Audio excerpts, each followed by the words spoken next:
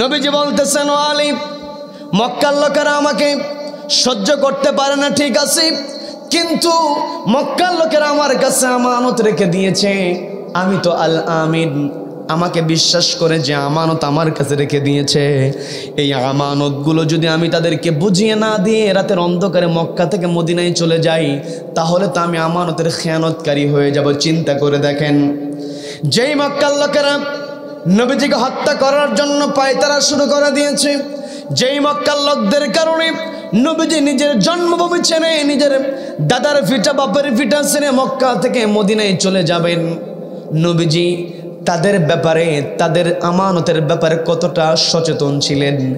আমি আপনি যদি হতাম, আমার আপনার গ্রামের লোকজন যদি আমাকে আপনাকে গ্রাম থেকে বের করে দেয়, আর ওই গ্রামের লোকজনের কোনো আমানত যদি আমার আপনার কাছে থাকে, আমি আপনি বলবো যে এলাকার লোকেরা আমাকে বাড়ি ঘর ছাড়া করছে, এদের আমানত কেমনে বুঝে দিবে, এগুলো নিয়েই যাবো আমরা বলতাম। কথা বলেন ঠিক কিনা? কিন্তু নবীজি তা করলেন না। নবীজি বলতেছেন, ও আলী, আমি রাতের অন্ধকারে মক্কা থেকে মদিনায় চলে যাই, কিন্তু তোমার দায়িত্ব হলো এই আমানতগুলো তুমি মক্কার লোকদেরকে বুঝিয়ে দেবে। বলেন না সুবহানাল্লাহ। মরণ, নবীজির মরণের জন্য, নবীজিকে মেরে ফেলার জন্য নবীজির গোটা বাড়ি ঘেরাও করেছে, তবুও নবীজি আমানতের ব্যাপারে বলেন নাই।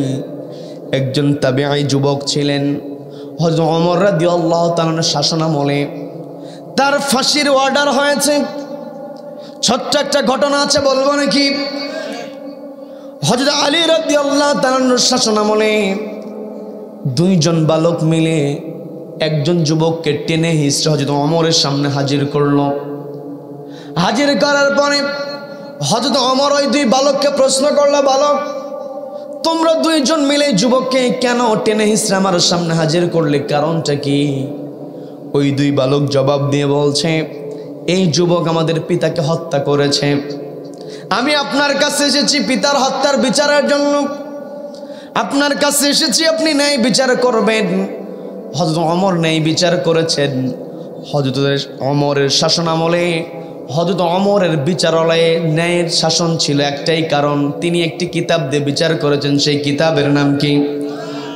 হযরত ওমরের কাছে যখন বিচার চাওয়া হলো, আমার পিতার হত্যার বিচার আপনার কাছে চাইতে এসেছি, হযরত ওমর ওই যুবককে ডাক দিয়ে বলতেছেন, ও যুবক, তোমার বিরুদ্ধে এই যে দুই বালক আমার কাছে বিচার দিল, তুমি নাকি এদের পিতাকে হত্যা করেছো, বিষয়টা সত্য নাকি? প্রশ্ন করার সঙ্গে সঙ্গে 1 সেকেন্ড দেরি করে নাই, সঙ্গে সঙ্গে ওই যুবক বলতেছে, আমিরুল মুমিনিন, হ্যাঁ, আমি এদের পিতাকে হত্যা করেছি। সবাই পড়ুন, আউযু বিল্লাহি মিনাশ শাইতানির রাজীম, বিসমিল্লাহির রাহমানির রাহিম।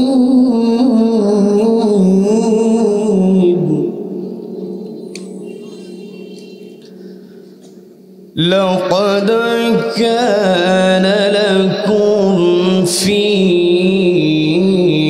رسول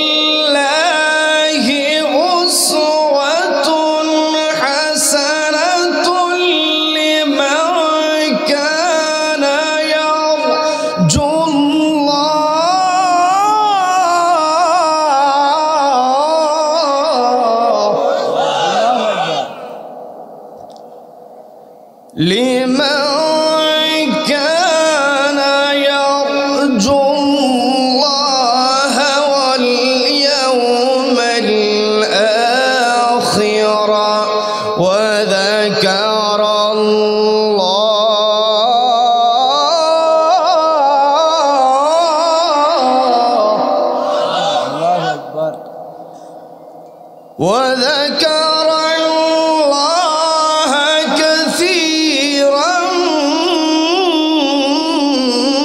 بسم الله الرحمن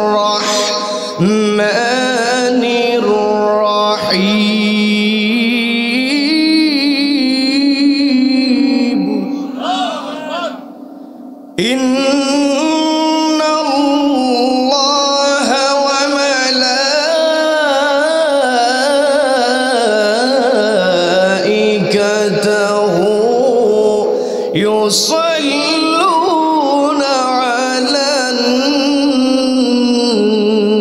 النبي يا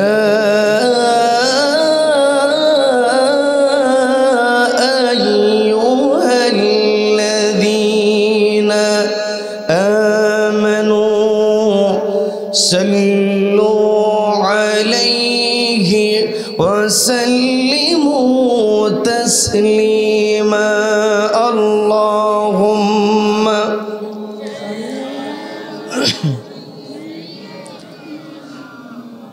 مولانا محمد وعلى آله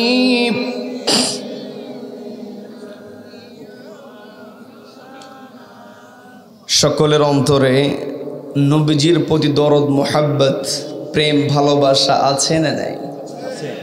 কম না বেশি? তাহলে আওয়াজটাও দিতে হবে কম কম। আওয়াজ যদি বেশি দিতে হয়, শরীরের সমস্ত শক্তি কণ্ঠনালীতে উদিত করে বিশ্বনবীর প্রেম অতর হয়ে জবান ছেড়ে দিয়ে সকলের কণ্ঠের সঙ্গে কণ্ঠ মিলে আমরা এক জায়গায় পড়ছি আল্লাহুম্মা সাল্লি আলা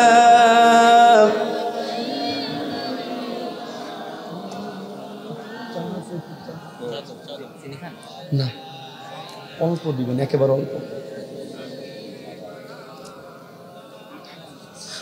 আমি কোরআনের সুর মাঝে শুনেছি যে নাম,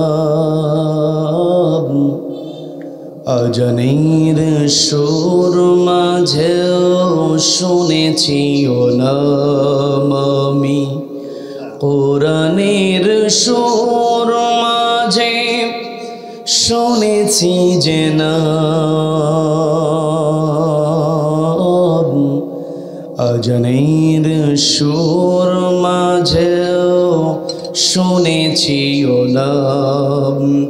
ও নাম শুনেছি আমি আমার হৃদয়, হে রাসূল নবীজি তোমায়,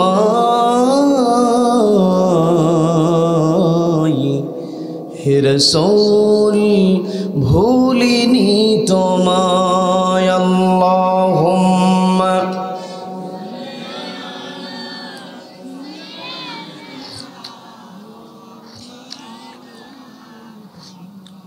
ওয়া আলা আলিহি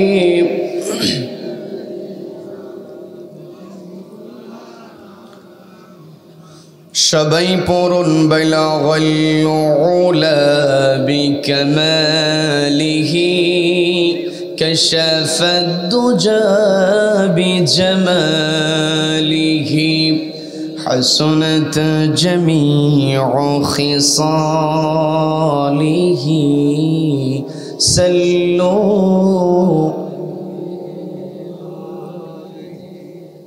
বাংলাদেশের অন্যতম প্রসিদ্ধ জেলা, ইসলামী জনপদ, পাবনা জেলার ঈশ্বরদী উপজেলার দাসুড়িয়া নওদাপাড়া কেন্দ্রীয় গোরস্থান ময়দানে আয়োজিত 2 দিন ব্যাপী ঐতিহাসিক তাফসীরুল কোরআন মাহফিলের সম্মানিত সুযোগ্য অনারেবল প্রেসিডেন্ট সভাপতিত্ব করছেন অত্র গোরস্থান পরিচালনা কমিটির সম্মানিত সভাপতি শ্রদ্ধাভাজন আলহাজ জনাব মোহাম্মদ আব্দুল কাদের সাহেব। আমার পূর্বে কথা বলেছেন আন্তর্জাতিক খ্যাতিসম্পন্ন মুফাসসির কোরআন, অত্র গ্রামের কৃতি সন্তান, বিশিষ্ট ইসলামী চিন্তাবিদ, আলেমে দ্বীন, আমার অত্যন্ত শ্রদ্ধাভাজন আলহাজ মাওলানা মোহাম্মদ জাহাঙ্গীর কবির সাহেব আলোচনা রেখেছেন। বিশিষ্ট ইসলামী চিন্তাবিদ, আলেমে দ্বীন, অত্র গ্রামের কৃতি সন্তান, জনাব মাওলানা মুহাম্মদ আব্দুল হান্নান সাহেব, আজকের মাহফিলের সম্মানিত প্রধান অতিথি, দাসুড়িয়া ইউনিয়ন পরিষদের সম্মানিত চেয়ারম্যান জননেতা জনাব মোহাম্মদ বকুল সর্দার সাহেব, উপস্থিত রয়েছেন হযরত উলামায়ে কেরাম, তলবায়ে ইলম, রয়েছেন আমন্ত্রিত অতিথিবৃন্দ, বিশেষ অতিথিবৃন্দ।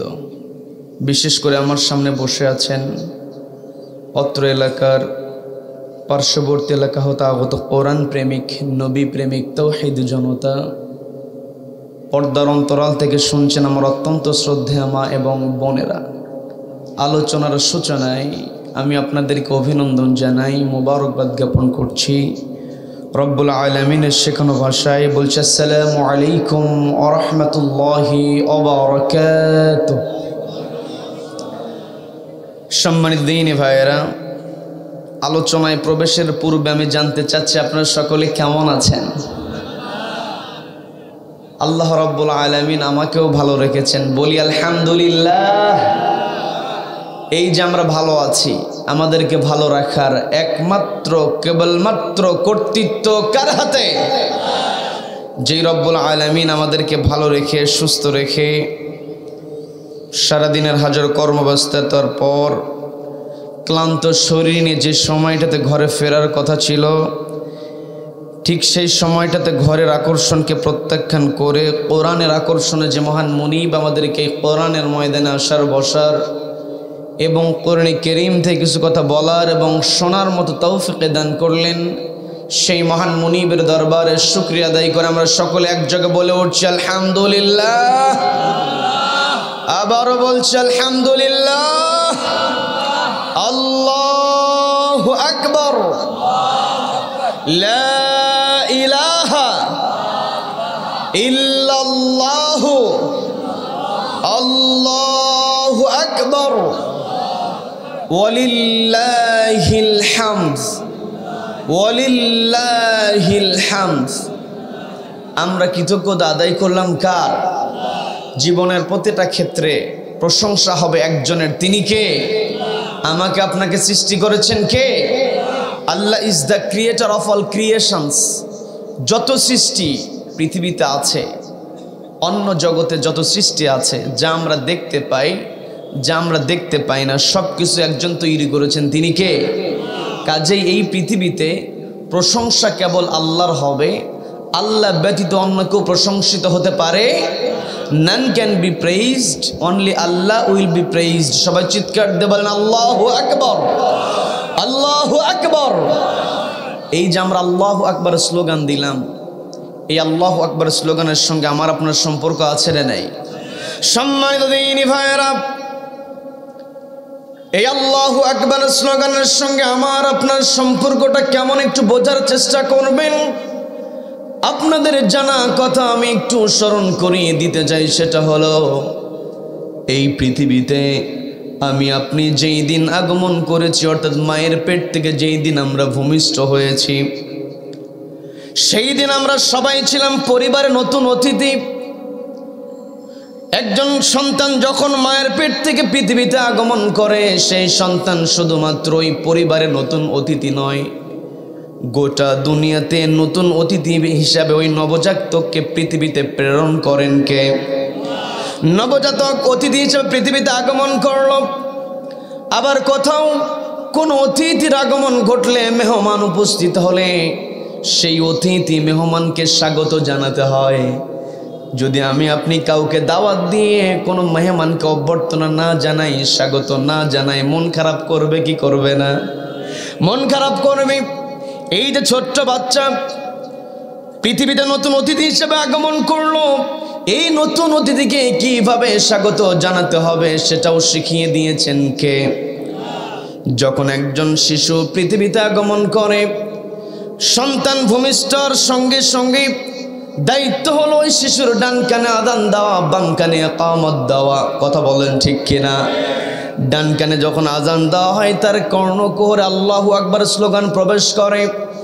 এরপরে বাম কানে যখন ইকামতের বাক্যগুলো উচ্চারিত হয়, ইকামতের বাক্যগুলোর মধ্যে আল্লাহু আকবার স্লোগান আছে না নাই?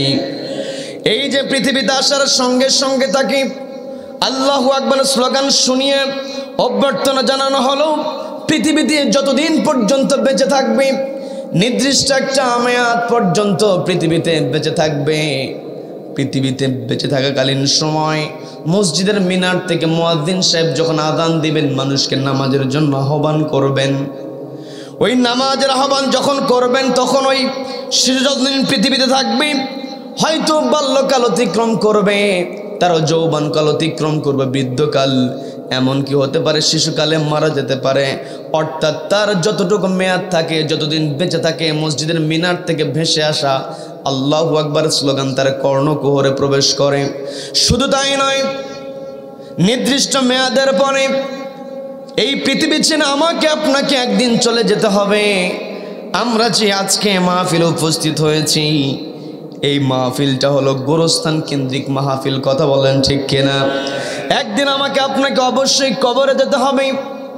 এই পৃথিবীতে যেই সৃষ্টির মধ্যে আল্লাহ রাব্বুল আলামিন প্রাণের সঞ্চারণ ঘটিয়েছেন, ওই প্রাণকে অবশ্যই মৃত্যুর স্বাদ নিতে হবে। খুবই পরিচিত আয়াত, পবিত্র কোরআনের ৩ নম্বর সূরা সূরা আল ইমরানের ১৮৫ নম্বর আয়াতে রব্বুল আলামিন সুন্দর করে বলছেন, সবাই আমার সঙ্গে পড়েন, কুল্লু নাফসিন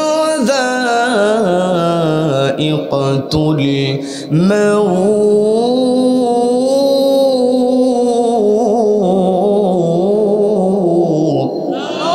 আল্লাহ রাব্বুল আলামিন জানিয়ে দিলেন, প্রতিটি প্রাণকে অবশ্যই মৃত্যুর স্বাদ গ্রহণ করতে হবে। আমি আপনি মারা যাব, আমার আপনার চেয়ার যত বড়ই হোক না কেন, আমার আপনার দাপট যতই হোক না কেন, আমার বাড়ি যত বহুতল বিশিষ্ট ভবন হোক না কেন, মৃত্যুবরণের পরে শ্বাস প্রশ্বাস যখন আমার বন্ধ হয়ে যাবে, পৃথিবীর কোনো মানুষ আমাকে আপনাকে আর মাটির উপরে রাখবে না। সবার চিন্তা হলো কত দ্রুত কবরস্থানে গিয়ে দাফন করা যায়, কথা বলেন ঠিক কিনা? এই যে মারা যাওয়ার পরে তাকে দাফন করতে হবে, কাফন পরাতে হবে, গোসল করানো হয়। কাফন পরে কবরে নামানোর পূর্বে জীবিত মানুষেরা লাশটাকে সামনে রেখে দিয়ে একটি দোয়ার নামাজ আদায় করে। সবাইকে বলতে হবে সে নামাজের নাম কি? এই যে জানাজার নামাজ, এই জানাজা নামাজের মধ্যে 4 বার আল্লাহু আকবারের স্লোগান আছে না নাই? তার মানে এর দ্বারা বোঝা যায় যেই দিন আমি আপনি পৃথিবীতে আগমন করেছি, সেই দিন আমাকে আপনাকে শোনানো হয়েছে আল্লাহু আকবার। যতদিন পর্যন্ত পৃথিবীতে বেঁচে থাকবো ততদিন আমাকে আপনাকে শুনতে হবে আল্লাহু আকবার। আবার যেই দিন আমি আপনি দুনিয়া থেকে বিদায় হয়ে যাব, বিদায় স্লোগানটাও হবে আল্লাহু আকবার, কথা বলেন ঠিক কিনা? এর দ্বারা প্রমাণ হয় এই পৃথিবীতে আমি আপনি যতদিন বেঁচে থাকব, আমার আপনার সম্পর্ক হবে শুধু একটা স্লোগানের সঙ্গে, সেই স্লোগান হচ্ছে আল্লাহু আকবার, কথা বলেন ঠিক কিনা? আল্লাহু আকবার স্লোগান যখন আমরা দেই তখন আমাদের অন্তর অন্যরকম একটা অনুভূতি কাজ করে, কি কথা বলেন? শরীর আমাদের শিউরে ওঠে। আল্লাহু আকবার স্লোগান দিলে আমাদের কলিজা ভরে যায়, আমরা আনন্দিত হয়ে যাই, কি কথা বলেন? এতে কোনো সন্দেহ আছে? আমরা আল্লাহু আকবার স্লোগানকে ভালোবাসি বিধায় আমাদের অবস্থা এমন হয়। কিন্তু পৃথিবীতে এক শ্রেণীর মানুষ আছে যারা আল্লাহু আকবার স্লোগানকে সহ্য করতে পারে না। আল্লাহু আকবার স্লোগান শুনলে আমাদের যেমন কলিজা ভরে যায়, ওই আল্লাহু আকবার স্লোগান শোনার সঙ্গে সঙ্গে এক শ্রেণীর কুলাঙ্গারদের শরীরে অ্যালার্জি শুরু হয়ে যায়। কিন্তু যতই অ্যালার্জি তাদের হোক না কেন, আল্লাহু আকবার স্লোগানের বিরুদ্ধে যত ষড়যন্ত্রই তারা করুক না কেন, এই পৃথিবী যতদিন থাকবে আল্লাহু আকবার স্লোগান থাকবে, কথা বলেন ঠিক কিনা? যারা বিরোধিতা করবে ওরা দুনিয়া থেকে অপমানিত হয়ে বিদায় হয়ে যাবে। ফেরাউনের ক্ষমতা কম ছিল না।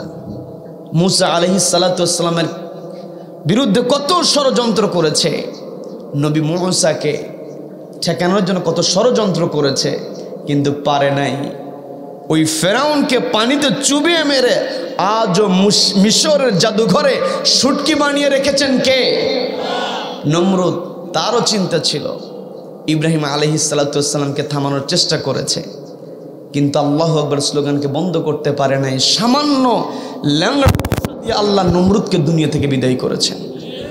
যে আবু জেহেল এত দাপট, মক্কার অলিতে গলিতে আবু জেহেলের চোখের দিকে তাকিয়ে কথা বলার সাহস সবাই পেত না। আবু জেহেলকে দেখে ভয়ে থরথর করে কাঁপত। কিন্তু আল্লাহু আকবার স্লোগানের বিরোধিতা করার কারণে এই ক্ষমতাধর আবু জেহেলের পরিচয় হয়েছে আন্তর্জাতিক পায়খানা। কি কথা বলেন? কাজে এই পৃথিবীতে যারা আল্লাহু আকবার স্লোগানকে সহ্য করতে পারবে না, এদের অবস্থা আবু জেহেলের মতো হবে। কথা বলেন ঠিক কিনা? সম্মানিত দ্বীনী ভাইরা, আমরা এই জায়গায় বসেছি একটি কিতাব থেকে কথা শোনার জন্য। সেই কিতাবের নাম কি? এই কোরআনটাকে আমরা অনেক সময় ভুল বুঝি। গতানুগতিক অন্যান্য ধর্মগ্রন্থের ন্যায় আমরা ধর্মীয় গ্রন্থ মনে করি, কিন্তু এই কোরআনকে আল্লাহ রাব্বুল আলামিন গতানুগতিক ধর্মগ্রন্থ হিসেবে প্রেরণ করেন নাই। এই কোরআনটা হলো the complete code of life. এতে কোনো সন্দেহ আছে? আমার আপনার জীবনে যা যা দরকার সব কিছু কোরআনের মধ্যে কোড করে দিয়েছেন কে? এই কোরআনটা হলো the methodological analysis to solve any problem in this world. এই পৃথিবীতে আমার আপনার জীবনে যত বড় সমস্যাই তৈরি হোক না কেন, কোরআনের কাছে সমাধান চাইতে দেরি হবে, কোরআন সমাধান দিতে দেরি করবে না। বলেন আল্লাহু আকবার। সম্মানিত দ্বীনী ভাইয়েরা, এই কোরআনকে সামনে রেখে কিছু কথা আমি যেন আমল করার নিয়তে বলতে পারি এবং আপনারা আমল করার নিয়তে শ্রবণ করতে পারেন, রব্বুল আলামিন কবুল করে নিন। বলেন আমিন, বলেন আমিন। সম্মানিত দ্বীনী ভাইয়েরা, আমরা পৃথিবীতে এসেছি। এই পৃথিবীতে যত সৃষ্টি আমরা দেখি, পৃথিবীর প্রত্যেকটা সৃষ্টি আল্লাহ আমাদের জন্য করেছেন। বলেন সুবহানাল্লাহ। রব্বুল আলামিন সুন্দর করে জানিয়ে দিলেন, হুয়াল্লাযী খালাকা লাকুম মা ফিল আরদি জামিআ। ও আমার বান্দারা, তোমরা শুনে রেখে দাও, খালাকা লাকুম মা ফিল আরদি জামিআ। এই পৃথিবীতে যত সৃষ্টি আছে সমস্ত সৃষ্টি আমি তোমাদের জন্য তৈরি করেছি। বলেন আল্লাহু আকবার। এই পৃথিবীতে আমাদেরকে বেঁচে থাকার জন্য প্রয়োজন সব কিছু আল্লাহ দিয়েছেন। কোনো কিছুর দরখাস্ত আমরা করি না, এত নিয়ামত আল্লাহ আমাদেরকে দিয়েছেন। আমরা যদি আল্লাহর নিয়ামতের গণনা শুরু করি, গণনা করে শেষ করতে পারবো নাকি? গণনা করে কখনো শেষ করা সম্ভব হবে না। সেই কথাটাই রব্বুল আলামিন সুন্দর করে জানিয়ে দিলেন, ওয়া ইন তাউদ্দু নি'মাতাল্লাহি লা তুহসুহা ইন্নাল্লাহা লাগফুরুর রহিম।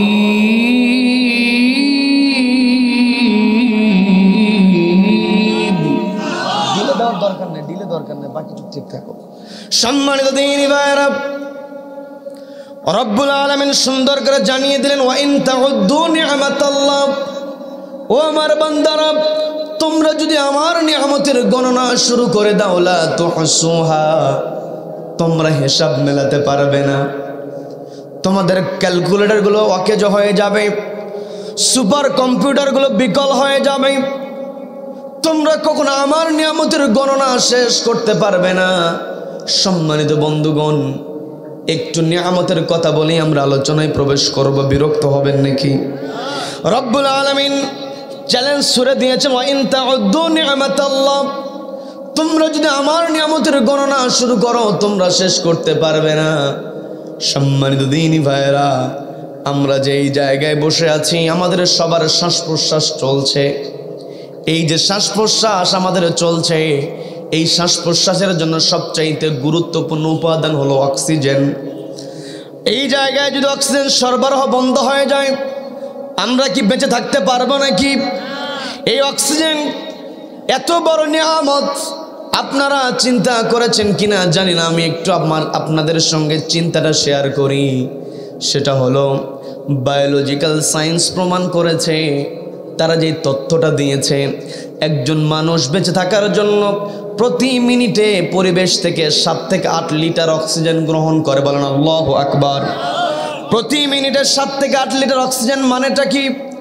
আমাকে আপনাকে ক্যালকুলেশন করে বের করে করতে হবে। সেটা হলো, 1 মিনিটে যদি 7 থেকে 8 লিটার হয়, তাহলে 24 ঘন্টায় যদি আমরা হিসাব করি, তাহলে দৈনিক 10,000 থেকে 11,500 অক্সিজেন আমরা গ্রহণ করছি। বলেন আল্লাহু আকবার।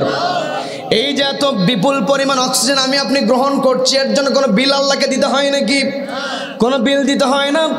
আবার 24 ঘন্টা এত পরিমাণ হাজার হাজার লিটার অক্সিজেন যে আমরা গ্রহণ করছি, এর পুরোটাই যদি আমাদের দেহের মধ্যে চলে যায় আমরা আবার অসুস্থ হয়ে যাব। এই জন্য আল্লাহ রাব্বুল আলামিন 10,000 থেকে 11,500 লিটার অক্সিজেন থেকে মাত্র 550 লিটার অক্সিজেন দেহের জন্য উপযোগী করার জন্য মেকানিজম আমাদের দেহের মধ্যে ঢুকিয়ে দিয়েছেন। আমি আপনি কখনো কল্পনা করি নাই এত বিপুল পরিমাণ অক্সিজেন আমি আপনি গ্রহণ করছি, আল্লাহ কোনোদিন আমার আপনার কাছ থেকে বিল নিল না। যদি কোনো মানুষ অসুস্থ হয়ে যায়, আমার ভাই আপনাদের এলাকার কৃতি সন্তান জনাব মাহবুবুল আলম বুলবুল ভাই এখানে বসে আছেন, আমি তাকে পাশে নিয়ে কথা বলছি। তিনি দীর্ঘদিন, হয়তো আমার বয়স যতটুকু তার আলোচনার বয়স ততটুকু, তিনি যে দীর্ঘদিন কথা বলেন, অসুস্থ হয়ে আছেন, দোয়া চেয়েছেন, আল্লাহ তাকে সুস্থতা দান করে দিন। বলেন আমিন, বলেন আমিন। এখানে অনেক অসুস্থ মানুষ আছেন, হসপিটালে যখন আমি আপনি ভর্তি হয়ে যাই, যারা অসুস্থ মানুষ যদি শ্বাসকষ্ট হয়, হসপিটাল ক্লিনিক থেকে শ্বাসকষ্ট হলে অক্সিজেন সরবরাহ করা হয়, আর যখন অক্সিজেন সরবরাহ করা হয় তাহলে তখন ঘন্টায় ঘন্টায় বিল নেওয়া হয়। কথা বলেন ঠিক কিনা? এই যে আল্লাহ রাব্বুল আলামিন আমাকে আপনাকে অক্সিজেন দিলেন, আবার যেই যে আমি কথা বলছি, এই কথা বলার জন্য আমার জিহ্বাটাকে নাড়াতে হয়। জিহ্বা যদি আমি না নাড়াই কথা বলতে পারবো নাকি? সবাইকে বলতে হবে, জিহ্বা না নাড়িয়ে কথা বলা যাবে নাকি? জিহ্বা নাড়াতে হবে। আবার এই জিহ্বার কাজ শুধুমাত্র কথা বলা নয়, এই জিহ্বা দিয়ে আমি আপনি কোন খাবারটা গ্রহণ করছি, খাবারের স্বাদটা কেমন, আমি কোন মাছ খেলাম, পুঁটি মাছের স্বাদটা কেমন, ট্যাংরা মাছের স্বাদ কেমন, রুই মাছের স্বাদ কেমন, পাবদা মাছের স্বাদ কেমন, জিহ্বা কি ভিন্ন নাকি একটাই? একটাই জিহ্বা। এই জিহ্বার মধ্যে আল্লাহ অসংখ্য স্বাদ করে দিয়েছেন। এই জিহ্বাতে আল্লাহ রাব্বুল আলামিন 2000 থেকে 8000 স্বাদ করে দিয়েছেন। বলেন আল্লাহু আকবার। আবার যদি মুখের মধ্য থেকে একটু উপরে চলে যায়, জিহ্বা যতই খাবার টেস্ট করুক না কেন, ওই খাবার যখন মুখের মধ্যে ঢুকাবো, নাক যদি গ্রিন সিগন্যাল না দেয়, ওই খাবার কিন্তু মুখের মধ্যে ঢুকবে না। কথা বলেন ঠিক কিনা? এই যে আল্লাহ নাকটা দিলেন, আসলে আমি আপনি যদি আমার আপনার দেহ নিয়ে যদি গবেষণা করি, তাহলে কোশ্চিন কেন আল্লাহর ইবাদতের বাহির আমরা যেতে পারবো? এত সুন্দর মেকানিজম আল্লাহ আমাদের দেহের মধ্যে দিয়েছেন। কিন্তু কিছু কিছু মানুষ আছে 2 পাতা পড়ে, একটু কয়েকদিন ইউনিভার্সিটির বারান্দায় ঘোরে, নিজেদেরকে বুদ্ধিজীবী দাবি করে, বলে আনসিন ইজ নাথিং, যা দেখি না বিশ্বাস করি না। এমন কথা বলার কিছু পাগল আছে না নাই? আছে না নাই? দেখবেন ইউনিভার্সিটির বারান্দায় 2 পাতায় 2 লাইন, বারান্দায় 2 দিন ঘুরেছে, ভার্সিটিতে 2 পাতা পড়েছে, এসে বলতেছে যা দেখি না বিশ্বাস করি না। আরে পাগল, তুমি যে তোমার চোখের যে উপরে, চোখের সবচাইতে কাছের যে অঙ্গ কপাল, এই কপালও যদি আমি আপনি দেখতে চাই, আয়না ছাড়া দেখতে পারবো? তাহলে আমার চোখের সবচাইতে কাছের অর্গানটাকে দেখতে হলে আমার আয়না তৈরি করতে হয়, চেষ্টা করতে হয়। আর তুমি গোটা দুনিয়া যিনি তৈরি করলেন, এত নিয়ামত যিনি দিলেন, তাকে চেষ্টা ছাড়াই তুমি দেখবে, এটা কখনো সম্ভব হতে পারে? ওরা ভালো করেই বোঝে, কিন্তু দুনিয়াতে একটু ফুর্তি করার জন্য, একটু সুবিধা নেওয়ার জন্য বুঝে না বুঝের ভান করে। কি কথা বলে? আবু জেহেল নবীজির বিরোধিতা করেছে, কিন্তু আবু জেহেল আমার আপনার চেয়ে ভালো কোরআন বুঝেছে। রাতের বেলা নবীজির ঘরের কোনায় দাঁড়িয়ে কোরআন শুনতে শুরু করেছে, কখন রাত পেরিয়ে গেছে বুঝতেই পারে নাই। কথা বলেন ঠিক কিনা? কিন্তু রাত্রেবেলা কোরআন শুনে বুঝেছে, দিনের বেলা আমার ভাতিজা যদি এটা সমাজের মধ্যে প্রতিষ্ঠা করে, তাহলে আমি জালিম আবু জেহেল আমার চেয়ার ঠিক রাখতে পারবো না। কথা বলেন ঠিক কিনা? আজও দেখবেন ওই বুদ্ধিজীবীগুলো, দেখবেন এদেরকে সহজে চেনা যায়, এরা তো দাঁড়ি রাখে না, এরা হাইব্রিড জাতের মোষ রাখে। কি কথা বলেন? হাইব্রিড জাতের মোষ রেখে ইসলামের বিরুদ্ধে কথা বলে। আবার ইসলামের বিরুদ্ধে এরা যে কথা বলবে, এরা প্রকাশ্যে কথা বলার সাহস এদের নাই, হয় ওই টিভির বাক্সের মধ্যে যাবে, অথবা ঘরের সিটকে লাগায় গোল টেবিল বৈঠক করে নিজেদের ক্যামেরা দিয়ে রেকর্ড করে এটা বাহিরে প্রকাশ করবে। কারণ বাহিরে এসে যদি ইসলামের বিরুদ্ধে কথা বলে, এদের পিঠের চামড়া একটারও ঠিক থাকবে না। কথা বলেন ঠিক কিনা? এই যে আল্লাহ রাব্বুল আলামিন এত সুন্দর করে আমাদেরকে তৈরি করলেন, আমি আপনি খাবার গ্রহণ করব, নাক যদি গ্রিন সিগন্যাল না দেয়, এই নাকের মধ্যে আল্লাহ রাব্বুল আলামিন অসংখ্য ঘ্রাণ গ্রন্থি দিয়েছেন, ঘ্রাণের অসংখ্য কোষ দেওয়া আছে। এই যে এত নিয়ামত, এত সুন্দর করে নাকটাকে আল্লাহ কত সুন্দর জায়গায় সেট করে দিলেন। মুখের উপরে আল্লাহ নাক দিয়েছেন, এই নাকটা যদি মুখের উপরে না দিয়া আল্লাহ বগলের নিচে দিতেন তাহলে কি হতো? তাহলে খাবার আগে খাবার হাতে নিয়া বলো তো, ইয়া আইয়ুহান নাক, খাওয়া যাবে কিনা? কি কথা বলেন? গরমকালে না হয় পোশাক একটু গরম শুরু হয়ে গেছে, আমি ঘামতে শুরু করেছি, এখন নয় পোশাক কম থাকে, কিন্তু শীতকালে যদি নাকটা একটু বগলের নিচে থাকতো খাওয়াটাই বড় কষ্ট হয়ে যেত। কথা বলেন ঠিক কিনা? এই যে এত নেয়ামত আল্লাহ আমাদেরকে দিয়েছেন, এটার কারণ আছে না নাই? সম্মানিত দ্বীনি ভাইয়েরা, কেন আল্লাহ রাব্বুল আলামিন আমাদেরকে এত নেয়ামত দিলেন? কোরআনকে প্রশ্ন করলে কোরআন সুন্দর করে জানিয়ে দেয়। খুবই পরিচিত আয়াত, সবাই আমার সঙ্গে পড়েন। ওয়ামা খালাকতুল জিন্না ওয়াল ইনসা ইল্লা লিয়াবুদুন। আল্লাহ রাব্বুল আলামিন জানিয়ে দিলেন, আমি মানুষ এবং জিন জাতিকে শুধুমাত্র তৈরি করেছি আমার গোলামি করার জন্য। এই পৃথিবীতে আমার জন্ম হয়েছে, পৃথিবীতে আগমন করার সঙ্গে সঙ্গে আমি এই যে নিয়ামতগুলো নেওয়া শুরু করেছি, এই নিয়ামত আল্লাহ দিয়েছেন একমাত্র তার গোলামি করার জন্য। আমি প্রাপ্তবয়স্ক হওয়ার পরে, আপনি বুঝ হওয়ার পরে এক মুহূর্ত সময় থাকবে না, এক সেকেন্ড সময় থাকবে না যেটা আল্লাহর ইবাদতের বাহিরে আমি আপনি কাটাতে পারবো। কথা বলেন ঠিক কিনা? এক ন্যানো সেকেন্ডও উপায় নাই। আবার প্রশ্ন করতে পারেন, হুজুর যখন ঘুমিয়ে যাব তখন কেমনে আল্লাহর ইবাদত করব? প্রশ্ন মনের মধ্যে আসতেই পারে, কিন্তু সমাধান হলো ঘুমানোর পূর্বে যদি আমরা আল্লাহকে স্মরণ করি, আবার ঘুম থেকে জাগার পরে যদি আল্লাহকে স্মরণ করতে পারি, রব্বুল আলামিন ঘুমটাকে ইবাদত বানিয়ে দেন। বলেন না সুবহানাল্লাহ? এই দুনিয়াতে আমি আপনি আল্লাহর ইবাদত করব। আল্লাহর ইবাদত করতে হলে একটি কিতাবকে সামনে রাখতে হবে। সেই কিতাবের নাম কি? আমি আপনি যদি এই কিতাবকে সামনে রেখে চলতে পারি, নবীজি জানিয়ে দিলেন, মান জাআলাহু আমামাহু কাদাহু ইলাল জান্নাহ। যেই ব্যক্তি এই কোরআনকে জাআলাহু আমামাহু তার ইমাম বানাতে পারবে, কাদাহু ইলাল জান্নাহ, এই কোরআন থেকে জান্নাতে প্রবেশ করায় দিবেন। বলেন না সুবহানাল্লাহ? তার মানে জান্নাতে প্রবেশ করতে পারলে আমরা সফলতা অর্জন করতে পারবো। সম্মানিত বন্ধুগণ, এই পৃথিবীতে এমন কোনো মানুষ নাই যে মানুষ সফলতা চায় না। প্রতিটা মুহূর্তে আমি আপনি সফলতার পিছনে দৌড়াই। Always we are running after success. সবসময় সফলতার পিছনে আমরা দৌড়াইতেছি, কিন্তু প্রকৃত সফলতা কোথায় এটা আমরা বুঝতে পারি না। আমরা মনে করি কেউ যদি বহুতল বিশিষ্ট ভবন তৈরি করতে পারে, কেউ যদি সুন্দর একটা গাড়ি কিনতে পারে, কেউ যদি মোটা অঙ্কের একটা বেতনের চাকরি পায়, আমরা মনে করি লোকটা সফল, বলি কি বলি না?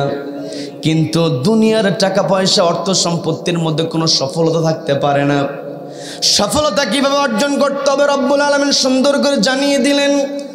فمن زحزح عن النار وأدخل الجنة فقد فاز।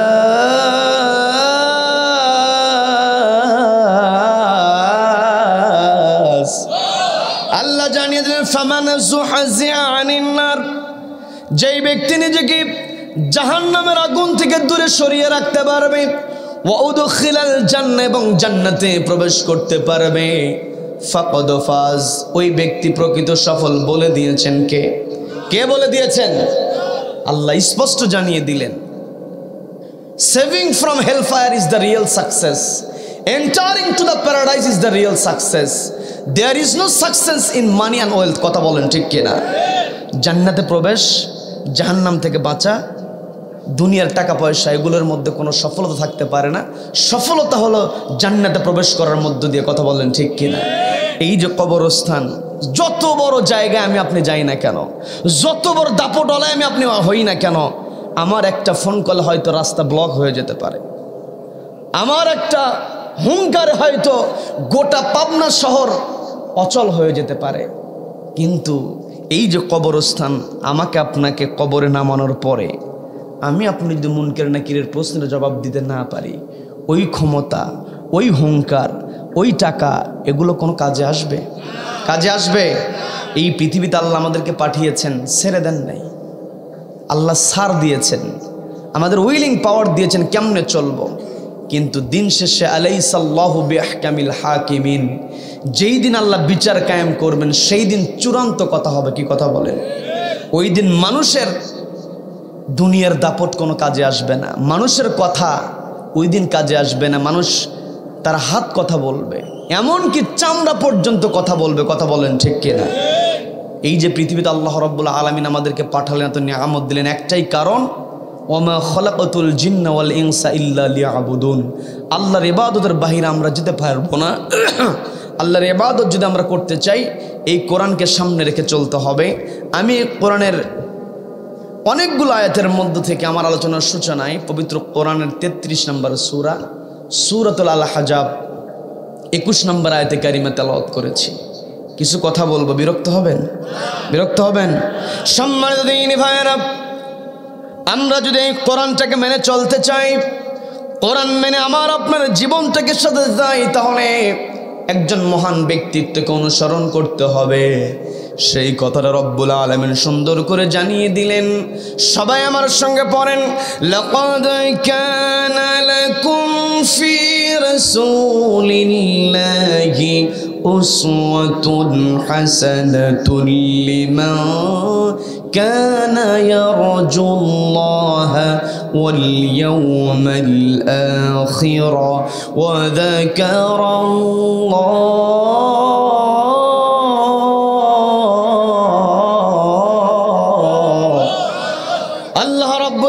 জানিয়ে দিলেন, লাকাদ কানা লাকুম ফি রাসূলিল্লাহি উসওয়াতুন হাসানাহ। ও আমার বান্দারা, আমি তোমাদের জন্য রেখে দিয়েছি ফি রাসূলিল্লাহি, রাসূলের মধ্যে উসওয়াতুন হাসানাহ, সর্বোত্তম চরিত্র, the best character for us, আমাদের জন্য সর্বোত্তম চরিত্র আল্লাহ বলে দিলেন ফি রাসূলিল্লাহ। এই জায়গায় আলেম ওলামারা আছেন, তারা সহজেই কথাটা বুঝতে পারবেন। আমি আপনাদের বোঝানোর চেষ্টা করছি, একটু মনোযোগ দিয়ে বোঝার চেষ্টা করবেন। আল্লাহ জানিয়ে দিলেন, লাকাদ কানা লাকুম, নিশ্চয় আমি তোমাদের জন্য রেখে দিয়েছি ফি রাসূলিল্লাহ। এখানে ফি মুহাম্মদ ইবনে আব্দুল্লাহ বলা হয় নাই, এখানে বলা হয়েছে ফি রাসূলিল্লাহ। রাসূলের মধ্যে তোমাদের জন্য আমি উত্তম আদর্শ রেখে দিয়েছি।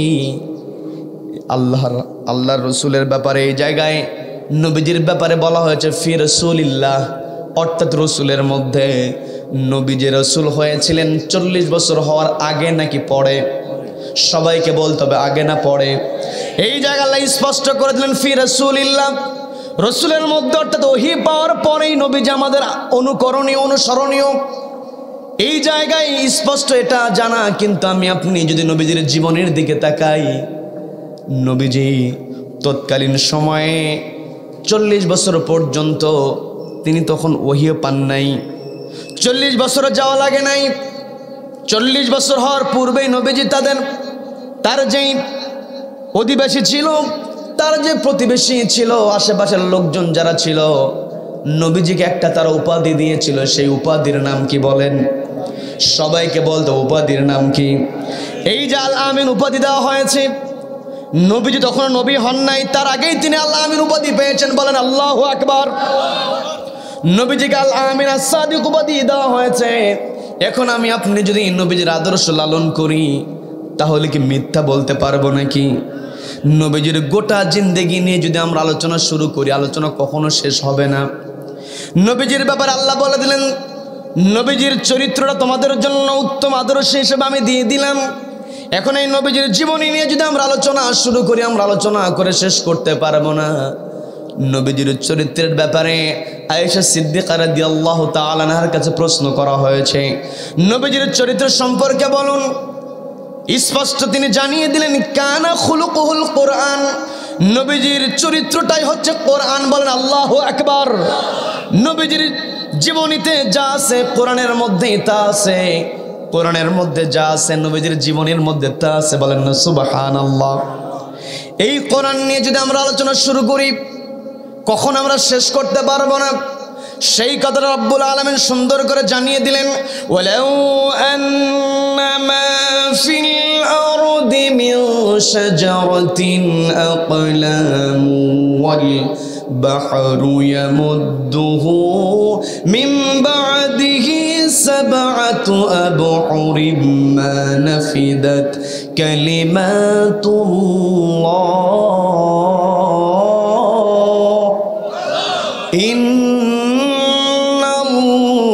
ইন্নাল্লাহা আজিজুন হাকীম।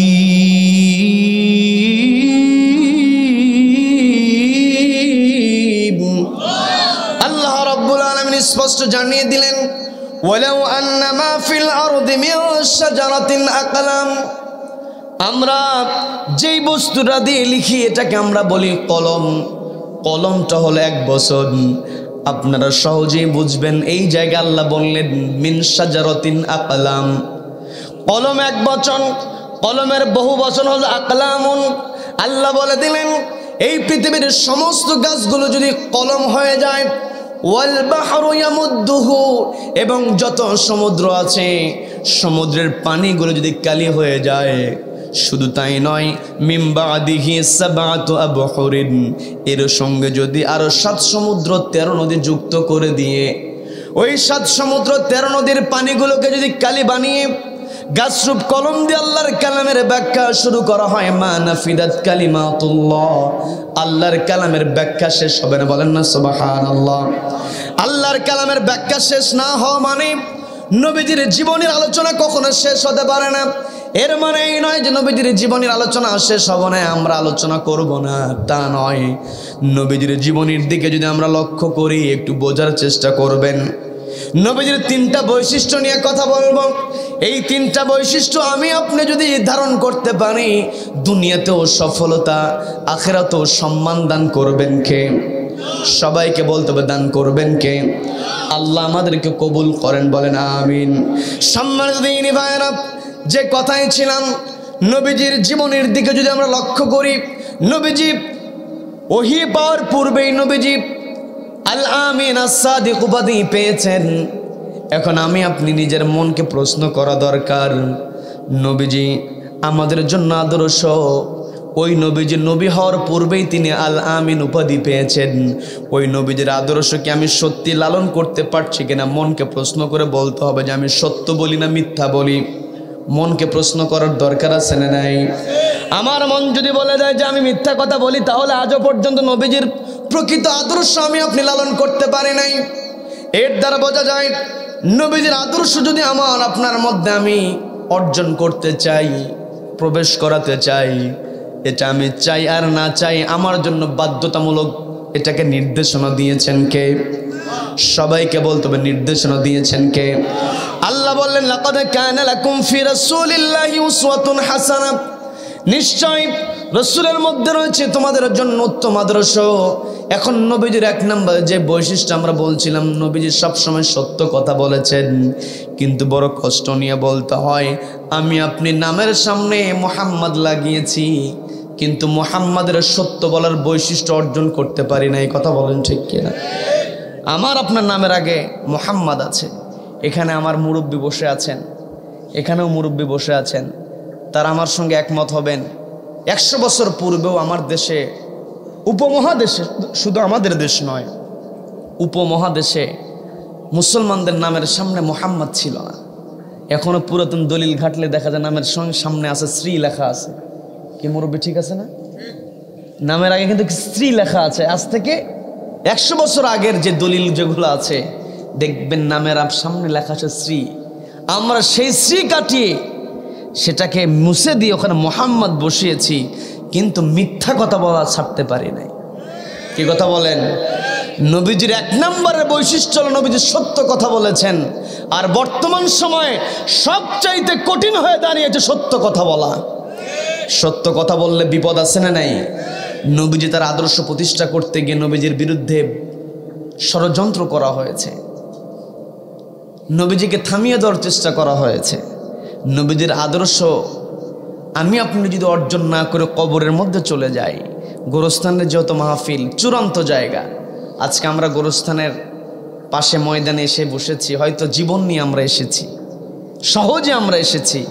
একটা সময় যখন আমাদের প্রাণ থাকবে না, আমরা যখন দুনিয়া থেকে বিদায় হয়ে যাব, আমাদের দেহ আমাদের কাছের মানুষও চাইবে না কবরের দিকে নিয়ে আসি। কারো বাবা মারা যাক, এটা কি কেউ চায়?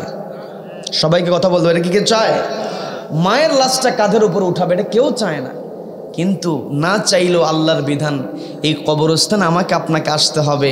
কিন্তু নবীজির যে বৈশিষ্ট্য আছে, আল্লাহ বলে দিলেন লাকাদ কানা লাকুম ফি রাসূলিল্লাহি উসওয়াতুন হাসানা, আমি তোকে বলে দিয়েছিলাম, তোর জন্য আমি আদর্শ নবীজির মধ্যে ঢুকিয়ে দিয়েছি। আমার নবী সত্য কথা বলেছে, আর তুই দুনিয়াতে সত্য তো বলিসই না, একেবারে সত্য বলিস না, সবসময় মিথ্যা। অনেকে আবার বড় করে কথা বলে যে আমি কখন মিথ্যা বলি না, কিন্তু খোঁজ নিয়ে দেখেন সত্যের ধার দিয়েও যায় না। আছে না নাই? বড় কষ্ট নিয়ে বলতে হয়।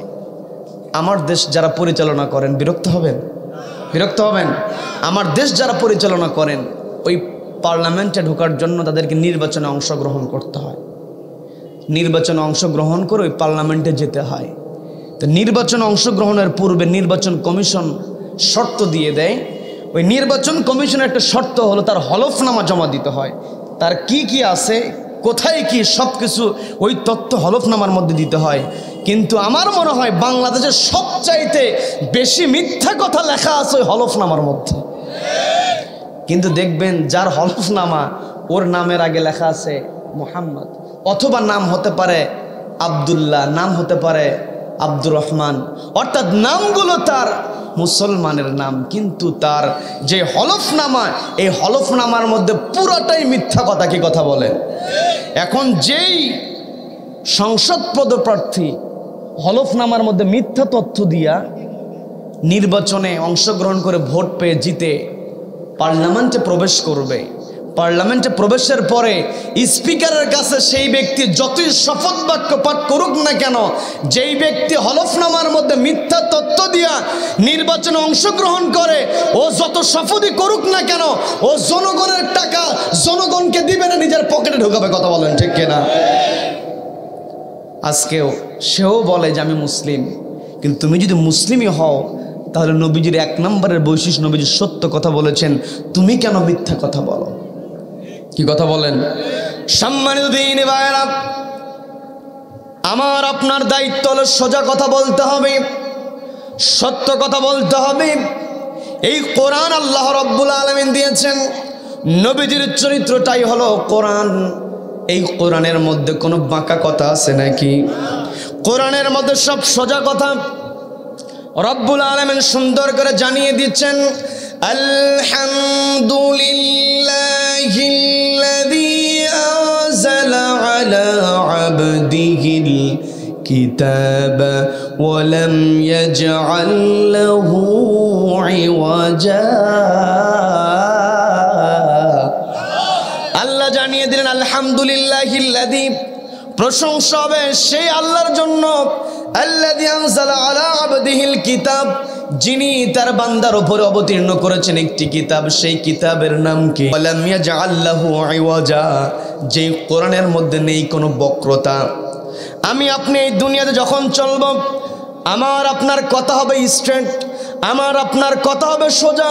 কিন্তু পৃথিবীতে কিছু মানুষ আছে যারা নিজের স্বার্থ উদ্ধার করার জন্য সোজা কথাকে বাঁকা বানায়। অনেক সময় স্পষ্ট মিথ্যা এটাকে বাঁকা করে সত্য বানানোর চেষ্টা করে। আবার দেখবেন স্পষ্ট সত্য সেটাকে মিথ্যা বানানোর চেষ্টা করে। আছে না নাই? বাঁকা করে যারা কথা বলে তারা নবীজির আদর্শ কখনো লালন করে না। কিন্তু আমার দেশে বর্তমান সময়ে যারা বাঁকা করে কথা বলে এদের দাপটটাই বেশি। কথা বলেন ঠিক কিনা? এক মাতবর গিয়েছে দোকানে মুরগি কেনার জন্য। বলবো ছোট্ট একটা ঘটনা আছে, বলবো। এখন তো নেতাই বেশি, মাতবরই বেশি। এখন তো কর্মী খুঁজে পাওয়া যায় না। অমুক নেতা, তমুক নেতা, সব জায়গা থেকে নেতাই। এমন পরিস্থিতি হয় কেউ তো কর্মী হতে চায় না, নেতা। নেতা তো স্টেজে থাকবে। নেতা বাড়তে বাড়তে এমন অবস্থা হয়ে গেছে, স্টেজের উপরে গিয়ে দাঁড়িয়েছে, স্টেজ পর্যন্ত নেতার ভারে ভেঙে যাচ্ছে। কি কথা বলেন? কারণ কেউ তো কর্মী হতে চায় না, কারণ নেতা হলে যে পকেটে টাকা ঢোকানো যায়। কি কথা বলেন? দেখবেন যেখানেই যাবেন সেখানেই শুধুমাত্র ওই বড় নেতার ছবির সঙ্গে ছোট নেতার ছবি। কি কথা বলেন? কি কথা বলেন? ভালো কথা, নেতা যদি হতে পারে। নেতার ব্যাপারে নবীজি জানিয়ে দিলেন স্পষ্ট হাদিস। আজকে যেমন আমরা এখানে বসেছি, আমাদের মাথার উপরে সামিয়ানা আছে, কিয়ামতের ময়দানে ওই দিন আল্লাহর আরশের ছায়া ছাড়া কোনো ছায়া থাকবে না। কি কথা বলেন? ওই ছায়ার মধ্যে এক নম্বরে যারা জায়গা পাবে তারা হল ইমামুন আদিলুন। তারা মানে নেতা হওয়ারও দরকার আছে। কি কথা বলেন? কি কথা বলেন? কিন্তু নেতা হলে সেই নেতাই হতে হবে যেই নেতার মধ্যে আছে ন্যায়পরায়ণতা, যেই নেতার মধ্যে আছে সত্য কথা। কথা বলেন ঠিক কিনা? কিন্তু নেতা তো নিজের সুবিধার জন্য সত্যকে বাঁকায়া বলে। এখন ওই নেতার কথা বলছিলাম, মুরগির দোকানে গিয়ে বলছে আমাকে মুরগি দাও। অনেক সময় দেখবেন কিছু নেতা আছে দোকানে অনেক ভিড় থাকে, কিন্তু এই ভিড়গুলোকে তাওয়াক্কা করে না, কারণ ওই তো নেতা মানুষ। ওই ভিড়ের জন্য যদি অপেক্ষা করে তাহলে প্রেস্টিজ থাকবে না। এইরকম কিছু কুলাঙ্গার আছে না নাই? দোকানদারকে দেয় মুরগি দেয়, কয় ভাই মুরগি তো সব বিক্রি হয়ে গেছে। বলে বিক্রি হয়ে গেছে মানে? আমার মুরগি লাগবে। বলে মুরগি সব বিক্রি করেছি, দিতে পারবো না। বলে আমার তো মুরগি লাগবেই, কারণ মুরগি ছাড়া যদি বাড়িতে যায় তাহলে খবর আছে। কি কথা বলেন? বাহিরে নেতামি থাকুক, কিন্তু মূল নেতামি হলো কবরস্থানে যার নেতামি আছে। কি কথা বলেন? কবরস্থানে যেই মুনকার নাকিরের জবাব দিতে পারবে সেই হচ্ছে প্রকৃত নেতা। কি কথা বলেন? তো বলতেছে মুরগি দিতেই হবে, কারণ বাড়িতে মুরগি না নিয়ে গেলে তো সমস্যা আছে। কারণ বাহিরে যত নেতাই হোক না কেন, পর্দালের মা বোনেরা শুনছেন, একটু কানটা খাড়া করে শুনবেন। নবীজির আদর্শকে আমাদের জন্য ম্যান্ডেটরি বানিয়ে দিয়েছেন কে? আর নবীজি তার এই আদর্শ প্রতিষ্ঠার জন্য সবচাইতে বেশি সহযোগিতা যার কাছ থেকে পেয়েছিলেন তিনি হলেন খাদিজাতুল কুবরা রাদিয়াল্লাহু তাআলা আনহা। কি কথা বলেন? পর্দালের মা বোনেরা শুনছেন, একটু কানটা খাড়া করে শুনবেন। আমি আপনি পরিবারকে যদি সুন্দর করে সাজাতে চাই, পরিবারের সদস্যদেরকে সত্যবাদী যদি বানাতে চাই, সবার আগে পরিবারের মাকে সত্যবাদী হতে হবে। মা যদি সত্যবাদী হয় সন্তানও সত্য কথা বলবে। মা যদি কৌশলে মিথ্যা কথা বলে ওই ছোট মানুষ ছোট থেকেই কৌশলে মিথ্যাবাদী হবে। কি কথা বলে? আমি প্রায় জায়গাতে একটা এক্সাম্পল দিয়ে থাকি যে মাও গুণে ছা একটা কথা আছে, মায়ের গুণে ছা একটা কথা আছে। মা যদি নামাজ পড়ে, বিরক্ত হচ্ছেন আমার কথায়? মা যদি নামাজ পড়ে, পর্দালের মা বোনদের দৃষ্টি আকর্ষণ করে বলছি, মা একটু কানটা খাড়া করে শুনবেন। মা যদি নামাজি হয় ওই মায়ের সন্তান অটোমেটিক নামাজি হয়ে যায়। এর প্রমাণ হলো কোনো মা যদি নামাজি অজু বানিয়ে যায় নামাজ বিছিয়ে নামাজ আদায় করে, প্রত্যেক দিন ওই মায়ের ছোট্ট বাচ্চা 2.5 বছর 3 বছর মার দিকে লক্ষ্য করে। নামাজ কোনো মতো সে বলতে পারে, কিন্তু নামাজের মধ্যে কোনটা কিয়াম, কোনটা রুকু, কোনটা সেজদা, কোনটা বৈঠক ছোট মানুষ বোঝে না। কিন্তু মাকে প্রত্যেক দিন একটা বিষয় তার খুব আকৃষ্ট হয়ে যায়, তার মনের মধ্যে টান লাগে। সেটা হলো মা যখন কপালটা মাটিতে ঠেকিয়ে সেজদা দেয় কাকে? সবাইকে বলতে হবে কাকে? আল্লাহকে সেজদা দেয়। এই দৃশ্য প্রত্যেক দিন ওই ছোট বাচ্চা দেখতে দেখতে তার এত ভালো লাগে। মা অজু বানিয়ে যায় নামাজ বিছিয়েছে, মা নামাজের জন্য দাঁড়াবে, কিন্তু ছোট্ট বাচ্চা মনের মধ্যে টান হলো সে সেজদা দেবে। এই জন্য মাকে সুযোগ না দিয়া, মায়ের সঙ্গে প্রতিযোগিতা করে, মাকে চান্স না দিয়া দ্রুত গিয়ে মায়ের যায় নামাজে গিয়ে দাঁড়িয়ে গিয়ে সে উপর হয়ে সেজদা দেওয়া শুরু করে। দৃশ্য আছে না নাই? এখন মা আপনি যদি নামাজ না পড়েন, আপনার ছোট বাচ্চা কেমনে নামাজ শিখবে? কি কথা বলেন? আপনি যদি কোরআন তেলাওয়াত না করেন, আপনার সন্তান কেমনে কোরআন তেলাওয়াত করবে?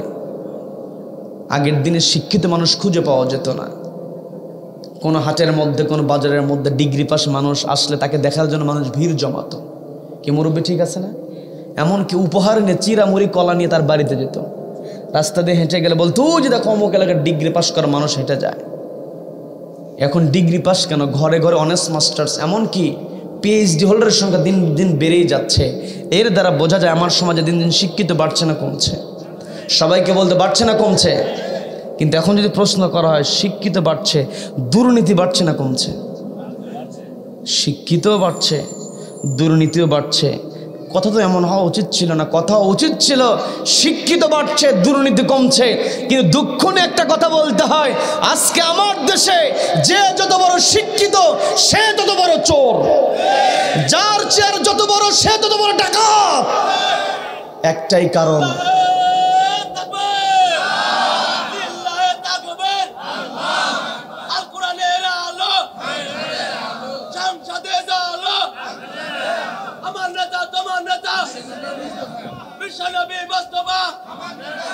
ইসলামের শত্রুরা হুঁশিয়ার সাবধান।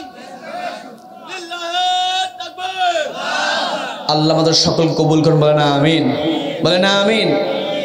আজকে আমার দেশের গুরুত্বপূর্ণ চেয়ারে যারা বসে আছেন তারা সবাই ইউনিভার্সিটি থেকে সার্টিফিকেট অর্জন করেছেন, কিন্তু তাদের ভিতরে কোরআন না থাকার কারণে, জবাবদিহিতা না থাকার কারণে, নবীজির যে এক নম্বরে আদর্শ সত্য বলা, তারা সার্টিফিকেট অর্জন করেছে কিন্তু সত্য বলা শিখতে পারে নাই। কথা বলেন ঠিক কিনা? আগের দিনে গ্রামে গঞ্জে শহরেও শিক্ষিত মানুষ কম ছিল, অর্থাৎ সার্টিফিকেটধারী মানুষ কম ছিল। জমি বিক্রি করতে গেছে, জমি দলিল করবে, নিজের নাম লিখতে পারে না, টিপসই দেয়, কিন্তু কোরআন খুলে দিলে অনর্গল কোরআন পড়তে পারতো। কথা বলেন ঠিক কিনা? এখন কি করে? কোরআন পড়তে পারে না, যার কারণে যে যেখানে বসেছে সেখানে বসে সেই চেয়ারটাকে নিজের মনে করে জবাবদিহিতার ভয়কে ভুলে গিয়েছে। কথা বলেন ঠিক কিনা? এই জন্য আমার আপনার দায়িত্ব হলো, এই পৃথিবীতে আমরা এসেছি চূড়ান্ত জায়গা, কবরস্থানে আমরা আজকে আলোচনা শুনছি, এখান থেকে আমাকে আপনাকে শিক্ষা নিতে হবে। সেটা হলো, পৃথিবীতে যাই করি না কেন, আমার আপনার ভিতরে যদি নবীজির আদর্শ না থাকে, আমার আপনার ভিতরে যদি সত্য কথা না থাকে, আমি আপনি কশ্চিন কালে ওই কবরে বাঁচতে পারবো? সম্মানিত দিন, এবারে যে কথায় ছিলাম সেটা হলো, বলছে আমাকে মুরগি দিতে হবে। বলে মুরগি তো সব বিক্রি হয়ে গেছে, কেমনে দিব? বলে অত শত বুঝি না, মুরগি আমার লাগবে। কই কেমনে দিব? বলে ওই যে একটা প্যাকেট দেখা যায়। বলে এটা তো বিক্রি হয়ে গেছে। তো বিক্রি হয়ে গেছে, কি হয়েছে ওটা আমার দেখার বিষয় না, ওই মুরগি আমাকে দিয়ে দে। বলে আপনাকে যদি এই মুরগি আমি দিয়ে দেই তাহলে ওই কাস্টমারকে কি দেব আমি? বলে কাস্টমারকে কি দিবা ওটা আমার দেখার বিষয় না। এখন দোকানদার মুরগিওয়ালা গরিব মানুষ, এমন নেতা, ওই নেতার বিরুদ্ধে যদি চলে যায় দেখা যাবে যে আগামীকালকে দোকানদারি করতে দিচ্ছে না। আছে না নাই? আজকে তোমার না হয় পাওয়ার আছে, যেই দিন আল্লাহ বিচার কায়েম করবেন ওই নেতামি তোমার সেই দিন কাজে আসবে না। এখন গরিব মানুষ বলছে ঠিক আছে মুরগি আপনাকে দিয়ে দিলাম, কিন্তু আমার ওই কাস্টমার আসলে তাকে কি বুঝ দিব এই বুঝটা আমাকে শিখাই দেন। বলে মুরগির দাম কত? বলে এত টাকা। ঠিক আছে এই টাকাটা তাকে দিয়ে দিবা, আর বলবা যে ভাই তোমার মুরগি তোমাকে দিতে পারলাম না, তোমার মুরগিটা প্যাকেটের মধ্যে থেকে তাজা হয়ে মারছে দৌড়। তো বলতেছে আপনি তো মুখ দিয়ে বলে ফেললেন, কিন্তু সহজে তো বিশ্বাস করানো সম্ভব না। বলে বিশ্বাস করানোর দায়িত্ব তোমার না, তুমি তাকে টাকাটা দিয়ে একটা সুতা দিয়ে বিদায় করে দেবে, তোমার মুরগি তাজা হয়ে মারছে দৌড় কেমনে দেব? আপনি সহজে বললেন, আপনি যেমন জোর করে মুরগি আমার কাছ থেকে নিয়ে যাচ্ছেন, ও হয়তো আমাকে থাপ্পড়ও দিতে পারে, কারণ আমি তো গরিব মানুষ। বর্তমানে গরিব মানুষের অবস্থা ফুটবলের মতো। কথা বলেন ঠিক কিনা? কিন্তু যারা এই গরিব মানুষকে ফুটবলের মতো বানিয়েছে এরাই কিয়ামতের ময়দানে আল্লাহর সামনে শক্ত হয়ে দাঁড়াবে। কথা বলেন ঠিক কিনা? তো বলছে তাহলে যদি নাই ছাড়ে, তোমার পর যদি রেগেই যায়, কৌশলে কোনো মতো আমার সামনে হাজির করবে, বাকি বিচার আমি করব, কারণ আমি তো এলাকার মাতবার, আমার উপর দিয়ে কে মাতবারি করবে? যেই কথা সেই কাজ। মুরগি নিতে এসেছে, মুরগি চাওয়ার আগেই দোকানদার টাকা দিয়ে বলছে ভাই তোমাকে মুরগি দিতে পারলাম না, তোমার মুরগিটা তাজা হয়ে মারছে দৌড়। বলে এটা কি বিশ্বাস করা যায়? কেমনে বিশ্বাস করব? বলে বিশ্বাস না করলে আমার কি করার? আমি ভাই মুরগি দিতে পারলাম না, টাকা নিয়ে চলে দেন ভাই, খামোখা আমার সঙ্গে। বলে খামোখা মানে নিজ হাতে জবাই করে দিয়ে গেছে, সে মুরগি না নিয়ে যাব। তখন কি করবে দোকানদার, কৌশল করে ওকে নিয়ে ওই মাতবরের কাছে চলে গেছে। এখন মাতবরের সামনে যখন দোকানদার ওই কাস্টমার হাজির হয়েছে, মাতবরের কি বোঝার কোনো বাকি আছে? বাকি আছে? কিন্তু সে তো বলবে না, কারণ সে তো বিচার করবে। কি কথা বলেন? সে যদি আগেই বিচার চাওয়ার পূর্বেই যদি বিচারের ফায়সালা দিয়ে দেয়, তাহলে কি বিচারটা হবে? এই জন্য ও কি করতেছে, রায় কিন্তু আগের থেকে জানা। যখনই মুরগি হাতে করে নিয়ে গেছে তখনই তার জানা ছিল যে রায় সে কি দিবে, কিন্তু তারপর বিচার করার জন্য তার ট্রাইব্যুনাল গঠন করতে হয়। কথা বলেন ঠিক কি? আজও দুনিয়াতে এমনও বিচার আছে আগের থেকে রায় তৈরি থাকে, কিন্তু তারপরও লক্ষ লক্ষ টাকা খরচ করে ট্রাইব্যুনাল গঠন করে। আছে না নাই? আছে না নাই? এখন মাতবর বলছে কি ব্যাপার, কি সমস্যা? আমি তো বাজারে গিয়েছিলাম, তখন তো কিছুই বললা না, কেন এসেছ? তো দোকানদার বলছে এই লোক তো আমার কথা শুনছে না, বিশ্বাস করে না আমাকে। বলে কি সমস্যা বলো। তো দোকানদার কাস্টমারকে বলছে ভাই আপনি বলেন। আবার দোকানদারকে ওই কাস্টমার বলে যে ভাই তুমিই বলো। দুইজন ঠেলাঠেলি করছে। এমতো অবস্থায় ওই মাতবর বলছে এই বেটা, তুই তো দোকানদার, আমার এলাকার মানুষ, তুই চুপ থাক। ওই লোকটা বাহিরের মানুষ, ওকে আগে সুযোগ দিতে হবে। ভাই আপনিই বলেন। দেখেন কি বিচার, আগে মুরগি কিন্তু নিজের বাড়িতে ঢোকানো শেষ, কিন্তু অভিনয় করছে। এইরকম অভিনয়ের বিচার আছে না নাই? আছে না নাই? যত অভিনয় করুক না কেন, সব কিছু একদিন উন্মোচন করবেন একজন। তিনি কে? তিনি কে? তো বলছে আপনি বলেন। তো বলছে কি আর বলবো, আমি নিজ হাতে মুরগি জবাই করে দিয়েছি। অন্যান্য বাজার করে বাড়ি যাওয়ার সময় মুরগি নিয়ে বাড়িতে যাব, এমতো অবস্থায় তাকে এসে বললাম ভাই মুরগি দাও। সে আমাকে মুরগি না দিয়ে টাকা দিয়ে বলতেছে আমার মুরগি নাকি প্যাকেট থেকে তাজা হয়ে মারছে দৌড়। এটা কেমনে বিশ্বাস করব? তো মাতবর বলতেছে যে হ্যাঁ আসলে বিশ্বাস করা তো বড় কঠিন একটা ব্যাপার। তো তবে বিচার শুরুর আগে আমি একটা বিষয় জানতে চাই, সেটা হলো তুমি কি মুসলিম নাকি অমুসলিম? বলে হ্যাঁ আমি মুসলিম। বলে তুমি কি আল্লাহকে বিশ্বাস করো? বলে হ্যাঁ বিশ্বাস করি। বলে কতটুকু? একেবারে পুরোপুরি, 100%। বলে 100% বিশ্বাস আছে? বলে হ্যাঁ আছে। তো তাহলে তোমার তো এই বিশ্বাসও থাকার কথা যে আল্লাহ জীবিতকে মৃত করতে পারে, মৃতকে জীবিত করতে পারে। এই বিশ্বাস কি তোমার মধ্যে আছে? বলে হ্যাঁ আছে। বলে কতটুকু? বলে পুরোপুরি। তো পুরোপুরি যদি বিশ্বাস করো যে আল্লাহ মৃতকে জীবিত করতে পারে, তাহলে খামোকা দোকানদারকে বিরক্ত করো কেন? যুক্তি আছে না নাই? আছে না নাই? ও কিন্তু সরাসরি সত্যও বললো না, মিথ্যাও বললো না। কি কথা বলেন না? আমার দেশে এমনও আছে নামের সঙ্গে নামের মিল হয়েছে, অপরাধ করেছে, নামের সঙ্গে মিল থাকার কারণে নিরপরাধ মানুষকে বছরের পর বছর বন্দী অবস্থায় রাখা হয়েছে। এটা আমি আমার কথা বলছি না, ওই রায় লেখার আগে বিচারপতিরাই বলেছে। কি কথা বলেন? কি কথা বলেন? এই যে বাঁকা করে কথা বলা হয়, বাঁকা করে নিজের স্বার্থে বিচারককে ব্যবহার করে গলা ধাক্কা দিয়া দেশ থেকে তাড়িয়ে দেওয়া হয়, ওই দিন কি বিচারককে নিজের কাজে ব্যবহার করার কোনো উপায় থাকবে? যেই দিন আল্লাহ বিচার কায়েম করবেন, কোনো উপায় থাকবে না। ওই দিন উপায় থাকবে একটাই উপায়, এই কিতাব যার জন্য সুপারিশ করবে সেই ব্যক্তি সফল। কথা বলেন ঠিক কিনা? সম্মানিত দিনী ভাইয়েরা, আমরা যদি এই কবরে যদি সফলতা অর্জন করতে চাই, অর্থাৎ আমাদের এই দুনিয়ার জীবনটা হলো টেম্পোরারি জীবন, এই পৃথিবীতে আমরা আগমন করেছি, আমরা থাকার জন্য আসি নাই। আমাকে আপনাকে পরকালে চলে যেতে হবে, চূড়ান্ত জায়গায় আমাকে আপনাকে যেতে হবে। আর এই চূড়ান্ত জায়গায় যাওয়ার যেই ঘাঁটি, যার প্রথম যেই যাত্রা স্থান, সেটা হলো কবরস্থান। কথা বলেন ঠিক কিনা? এই কবরস্থানে যখন আমি আপনি যাব, আমি আপনি যদি লাকাদ কানা লাকুম ফি রাসূলিল্লাহি উসওয়াতুন হাসানা, রাসূলের উত্তম আদর্শ যদি আমি আপনি আমার আপনার মধ্যে অর্জন করে কবর যেতে পারি, মুনকার নাকির আমার সঙ্গে ভালো আচরণ করবে। কথা বলেন ঠিক কিনা? কিন্তু আমার আপনার ভিতরে যদি নবীজির আদর্শ না থাকে, মুনকার নাকির আচরণ আমার সঙ্গে ভালো হবে না, খারাপ হবে।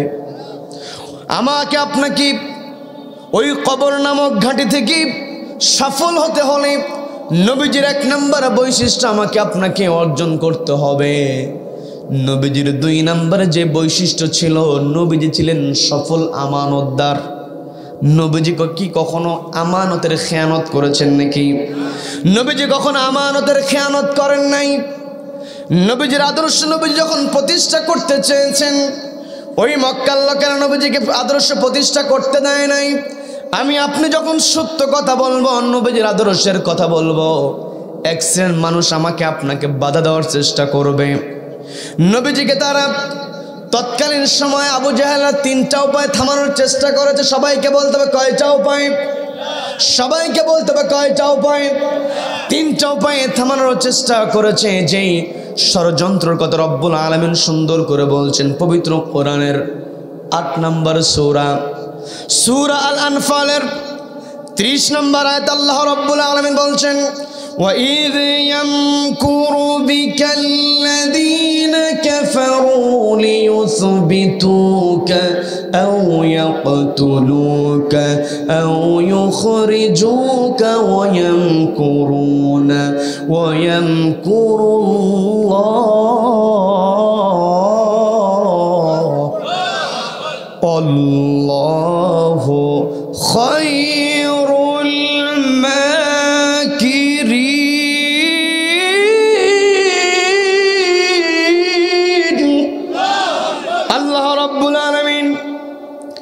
স্পষ্টভাবে তুলে ধরলেন। নবীজিকে ইন্ডিকেট করে বলছেন, ওগো নবী, স্মরণ করুন সেই সময়ের কথা। ওয়াইদ ইয়ামকুরু বিকাল্লাযীনা কাফারু, যে সময়ে কাফেররা আপনার বিরুদ্ধে ষড়যন্ত্র করেছিল। আপনি যখন আপনার আদর্শ, আপনি যখন সত্যকে প্রতিষ্ঠা করার জন্য চেষ্টা করেছিলেন, ওই কাফেররা সত্যকে মেনে নিতে পারে নাই। 1 নম্বর ষড়যন্ত্র করেছিল লিউসবিতুক, আপনাকে শিয়া আবি তালিবের মধ্যে 3 বছরের বেশি সময় বন্দী অবস্থায় রেখে দিয়েছে। নবীজি কোরআনের দাওয়াত দেওয়ার কারণে নবীজিকে বন্দী অবস্থায় থাকতে হয়েছে। কথা বলেন ঠিক কিনা? 2 নম্বর ষড়যন্ত্র, আও ইয়াকতুলু, ওগো নবী, এই হক কথা বলার কারণে, আদর্শ প্রতিষ্ঠা করার জন্য মক্কার কাফেররা আপনাকে হত্যা করার জন্য গোটা বাড়ি ঘেরাও করেছিল। নবীজিকে হত্যা করবে, গোটা বাড়ি ওই আবু জাহেলের গোষ্ঠীগুলো ঘেরাও করেছে। আল্লাহ রাব্বুল আলামিন নবীজিকে বললেন, ওগো নবী, আপনি আর মক্কাতে থাকতে পারবেন না, আপনি মক্কা থেকে মদিনায় চলে যান। হিজরতের অর্ডার আমি আপনাকে করে দিলাম। নবীজিকে হিজরতের অর্ডার দেওয়ার সঙ্গে সঙ্গে নবীজি সবার আগে যাকে ডাক দিলেন তিনি হলেন হযরত আলী রাদিয়াল্লাহু তাআলা আনহু। হযরত আলীকে ডাক দিয়ে বলেন, ওগো আলী, মক্কার লোকেরা তো আমার বাড়ি, গোটা বাড়ি ঘেরাও করেছি, আমাকে মক্কার লোকেরা হত্যা করবে, দুনিয়া থেকে বিদায় করার ষড়যন্ত্র শুরু করে দিয়েছে। এমত অবস্থায় আল্লাহ আমাকে মক্কা থেকে মদিনায় যাওয়ার নির্দেশনা দিয়েছেন। হযরত আলী বলছেন, ঠিক আছে, আপনি চলে যান, রাতের অন্ধকারে আপনি মক্কা থেকে মদিনায় চলে যান। নবীজি বললেন, ও আলী, তোমার কাছ থেকে এই কথা শোনার জন্য আমি তোমাকে ডাকি নাই, তোমাকে আমি ডেকেছি, আমি মক্কা থেকে মদিনায় চলে যাব। মক্কার লোকেরা আমার বাড়ি ঘেরাও করেছে। মক্কার লোকেরা আমাকে সহ্য করতে না পারলেও আমাকে তারা বিশ্বাস করেছে। ওরা নিজের গোত্রের লোকজনকে বিশ্বাস করে না, নিজের দলের লোকজনকে সহ্য করতে পারে না। আজও দুনিয়াতে দেখবেন যে সমস্ত দলের মধ্যে নবীদের আদর্শ নাই, ওই সমস্ত দলের মধ্যে নেতাই নেতাই কামড়া কামড়ি আছে। কথা বলেন ঠিক কিনা? নবীজি বলতেছেন, ও আলী, মক্কার লোকেরা আমাকে সহ্য করতে পারে না, ঠিক আছে, কিন্তু মক্কার লোকেরা আমার কাছে আমানত রেখে দিয়েছে, আমি তো আল আমিন, আমাকে বিশ্বাস করে যে আমানত আমার কাছে রেখে দিয়েছে, এই আমানতগুলো যদি আমি তাদেরকে বুঝিয়ে না দিয়ে রাতের অন্ধকারে মক্কা থেকে মদিনায় চলে যাই, তাহলে তো আমি আমানতের খেয়ানতকারী হয়ে যাব। চিন্তা করে দেখেন, যেই মক্কার লোকেরা নবীজিকে হত্যা করার জন্য পায়তারা শুরু করে দিয়েছে, যেই মক্কার লোকদের কারণে নবীজি নিজের জন্মভূমি ছেড়ে, নিজের দাদার ভিটা বাপের ভিটা ছেড়ে মক্কা থেকে মদিনায় চলে যাবেন, নবীজি তাদের ব্যাপারে, তাদের আমানতের ব্যাপারে কতটা সচেতন ছিলেন আমি আপনি যদি হতাম, আমার আপনার গ্রামের লোকজন যদি আমাকে আপনাকে গ্রাম থেকে বের করে দেয়, আর ওই গ্রামের লোকজনের কোনো আমানত যদি আমার আপনার কাছে থাকে, আমি আপনি বলবো যে এলাকার লোকেরা আমাকে বাড়ি ঘর ছাড়া করছে, এদের আমানত কেমনে বুঝে দিবে, এগুলো নিয়েই যাব আমরা বলতাম। কথা বলেন ঠিক কিনা? কিন্তু নবীজি তা করলেন না। নবীজি বলতেছেন, ও আলী, আমি রাতের অন্ধকারে মক্কা থেকে মদিনায় চলে যাই, কিন্তু তোমার দায়িত্ব হলো এই আমানতগুলো তুমি মক্কার লোকদেরকে বুঝিয়ে দেবে। বলেন না সুবহানাল্লাহ। মরণ, নবীজির মরণের জন্য নবীজিকে মেরে ফেলার জন্য নবীজির গোটা বাড়ি ঘেরাও করেছে, তবুও নবীজি আমানতের ব্যাপারে বলেন নাই। একজন তাবিঈ যুবক ছিলেন, হযরত ওমর রাদিয়াল্লাহু তাআলার শাসনামলে তার ফাঁসির অর্ডার হয়েছে। ছোট্ট একটা ঘটনা আছে, বলবো নাকি? হযরত আলী রাদিয়াল্লাহু তাআলার শাসনামলে দুইজন বালক মিলে একজন যুবককে টেনে হিঁচড়ে হযরত ওমরের সামনে হাজির করলো। হাজির করার পরে হযরত ওমর ওই দুই বালককে প্রশ্ন করলো, বালক, তোমরা দুইজন মিলে যুবককে কেন টেনে হিঁচড়ে আমার সামনে হাজির করলে, কারণটা কি? ওই দুই বালক জবাব দিয়ে বলছে, এই যুবক আমাদের পিতাকে হত্যা করেছে। আমি আপনার কাছে এসেছি পিতার হত্যার বিচারের জন্য। আপনার কাছে এসেছি, আপনি ন্যায় বিচার করবেন। হযরত ওমর ন্যায় বিচার করেছেন। হযরত ওমরের শাসনামলে হযরত ওমরের বিচারালয়ে ন্যায়ের শাসন ছিল একটাই, কারণ তিনি একটি কিতাব দিয়ে বিচার করেছেন। সেই কিতাবের নাম কি? হযরত ওমরের কাছে যখন বিচার চাওয়া হলো, আমার পিতার হত্যার বিচার আপনার কাছে চাইতে এসেছি, হযরত ওমর ওই যুবককে ডাক দিয়ে বলতেছেন, ও যুবক, তোমার বিরুদ্ধে এই যে দুই বালক আমার কাছে বিচার দিল, তুমি নাকি এদের পিতাকে হত্যা করেছো, বিষয়টা সত্য নাকি? প্রশ্ন করার সঙ্গে সঙ্গে 1 সেকেন্ড দেরি করে নাই, সঙ্গে সঙ্গে ওই যুবক বলতেছে, আমিরুল মুমিনিন, হ্যাঁ আমি এদের পিতাকে হত্যা করেছি। হযরত ওমর রাদিয়াল্লাহু তাআলা একটু অবাক হয়ে গেলেন, কারণ যখন কোনো আসামি স্বীকারোক্তিমূলক জবানবন্দি দেয়, তার চেহারার মধ্যে একটা টেনশনের ছাপ থাকে। কথা বলেন ঠিক কিনা? আমরা দেখেছি কোনো অপরাধীর অপরাধ যদি প্রমাণিত হয়ে যায়, তার চেহারার মধ্যে অশান্তির ছাপ চলে আসে। কিন্তু হযরত ওমর লক্ষ্য করে দেখলেন, এই যুবককে আমি প্রশ্ন করলাম, তুমি কি হত্যা করেছো নাকি? যুবক একেবারে সোজাসুজি জবাব দিয়েছে, হত্যা করেছে। কিন্তু এই যুবকের তো জানা থাকার কথা, আমার রাজ্যে আমার বিচারালয়ে বিচার হলো, কেউ যদি কাউকে হত্যা করে, হত্যার বদলে হত্যা, কিসাসের বিধান কোরআনের মধ্যে দিয়েছেন কে?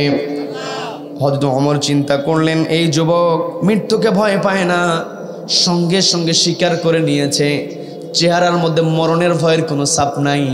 এই যুবক যেন তেন যুবক হতে পারে না। প্রশ্ন করলেন, ও যুবক, তুমি তো স্বীকারোক্তিমূলক জবানবন্দি দিয়েছ, তোমার বিচার করা আমার জন্য সহজ হবে, কিন্তু আমার বড় জানার আগ্রহ।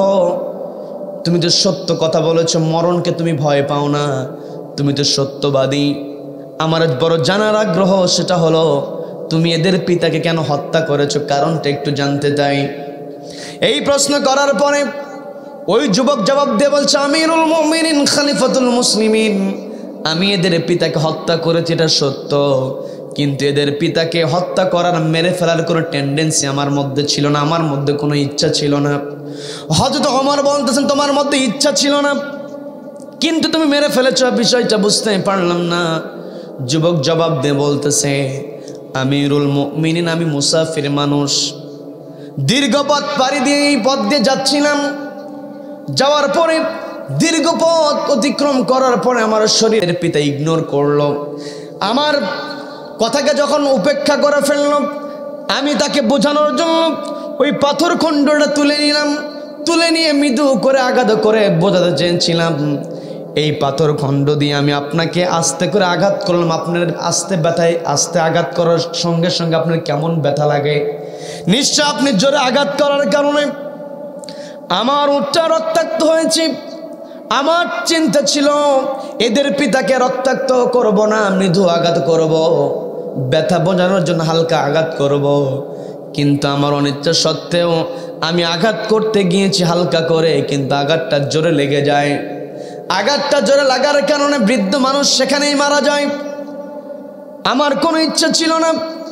হযরত ওমর রাদিয়াল্লাহু তাআলা বলছেন, তোমার ইচ্ছা থাকুক আর না থাকুক, তুমি যেই বর্ণনা দিয়েছো এই বর্ণনার মধ্যে দিয়ে তুমি তোমার রায় নিজেই দিয়েছো। তোমার রায়টা তুমি কেমন করে দিয়েছো আমি তোমাকে ধরিয়ে দেই। সেটা হলো, তুমি যখন এদের পিতাকে বলেছিলে ফসলের ক্ষতির জন্য ফসলের ক্ষতিপূরণ তুমি দিয়ে দিতে, তোমার উটটাকে হত্যা করেছে, তুমি যদি আমার কাছে বিচার দিতে তাহলে উটের পরিবর্তে আমি তোমাকে উট দিয়ে দিতাম, কিন্তু তুমি তো উটের পরিবর্তে একটা মানুষকে মেরে ফেলেছ।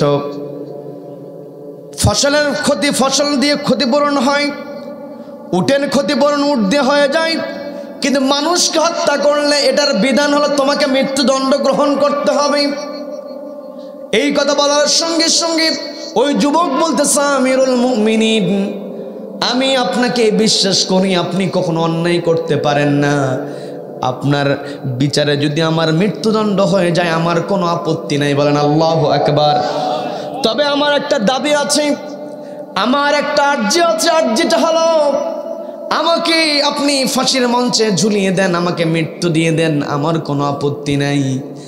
আমার একটা চাওয়া হলো, আগামী জুমার দিন পর্যন্ত আমাকে একটু বাড়ি যাওয়ার জন্য সুযোগ দিতে হবে। আমি আমার বাড়িতে যাব, বাড়ি থেকে ফিরে আসবার পরে আপনি আমার মৃত্যুদণ্ড কার্যকর করবেন, আমার কোনো আপত্তি নাই। প্রশ্ন করা হলো, তোমাকে যে আমি বাড়িতে যেতে দেব এর কারণটা জানতে চাই। জানানো হলো, আমার পিতা যখন দুনিয়া থেকে বিদায় হয়ে গিয়েছেন, আমার ভাইয়েরা ছিল ছোট, দুইটা ভাইয়ের কিছু আমানত আমার কাছে আছে। আমার বাবা দুনিয়া থেকে বিদায় হওয়ার সময় ছোট ভাইয়ের কিছু সম্পদ আমার কাছে রেখে গিয়েছেন, আমি এখনো তাদেরকে সম্পদ বুঝিয়ে দেই নাই। এমতো অবস্থায় যদি আমার মৃত্যুদণ্ড হয়ে যায় আমি তো আমানতের খেয়ানতকারী হয়ে যাব। বলেন আল্লাহু আকবার। নবীজির গোটা বাড়ি ঘেরাও করেছে, হত্যা করে ফেলা হবে, নবীজিকে নিজের ঘর ছাড়া করা হবে। নবীজি ওই দিকে চিন্তা করছেন না, নবীজি চিন্তা করছেন আমার কাছে মক্কার লোকেরা যে আমানত রেখেছে আমানত আমাকে বুঝিয়ে দিতে হবে। আর ওই যুবকের মধ্যে নবীজির আদর্শ থাকার কারণে ওই যুবক বলতেছে, আমিরুল মুমিনিন, আমার মৃত্যু হোক, এই মৃত্যু নিয়ে আমি কোনো প্রকার ভয় করি না, কিন্তু আমার ভয়টা হলো আমার দুই ভাইকে আমার আমানত বুঝিয়ে দিতে হবে। বলেন আল্লাহু আকবার। নবীজির আদর্শ এইভাবেই লালন করতে হবে। যখন তিনি তার আর্জিটা পেশ করলেন, তিনি যখন দাবি পেশ করলেন, হযরত ওমর খুশি হয়ে গেলেন, বললেন, তুমি তো শুধু সত্যই কথা বলো না, তুমি তোমার আমানতের ব্যাপারে সচেতন। বলেন আল্লাহু আকবার। আমানতের ব্যাপারে সচেতন যুবককে হযরত ওমর রাদিয়াল্লাহু তাআলা যখন প্রশংসা করলেন, যুবক বলতেছে, আমিরুল মুমিনিন, তাহলে আমাকে সুযোগ দিন, আগামী জুমার দিন পর্যন্ত আমাকে একটু মুক্তি দিতে হবে।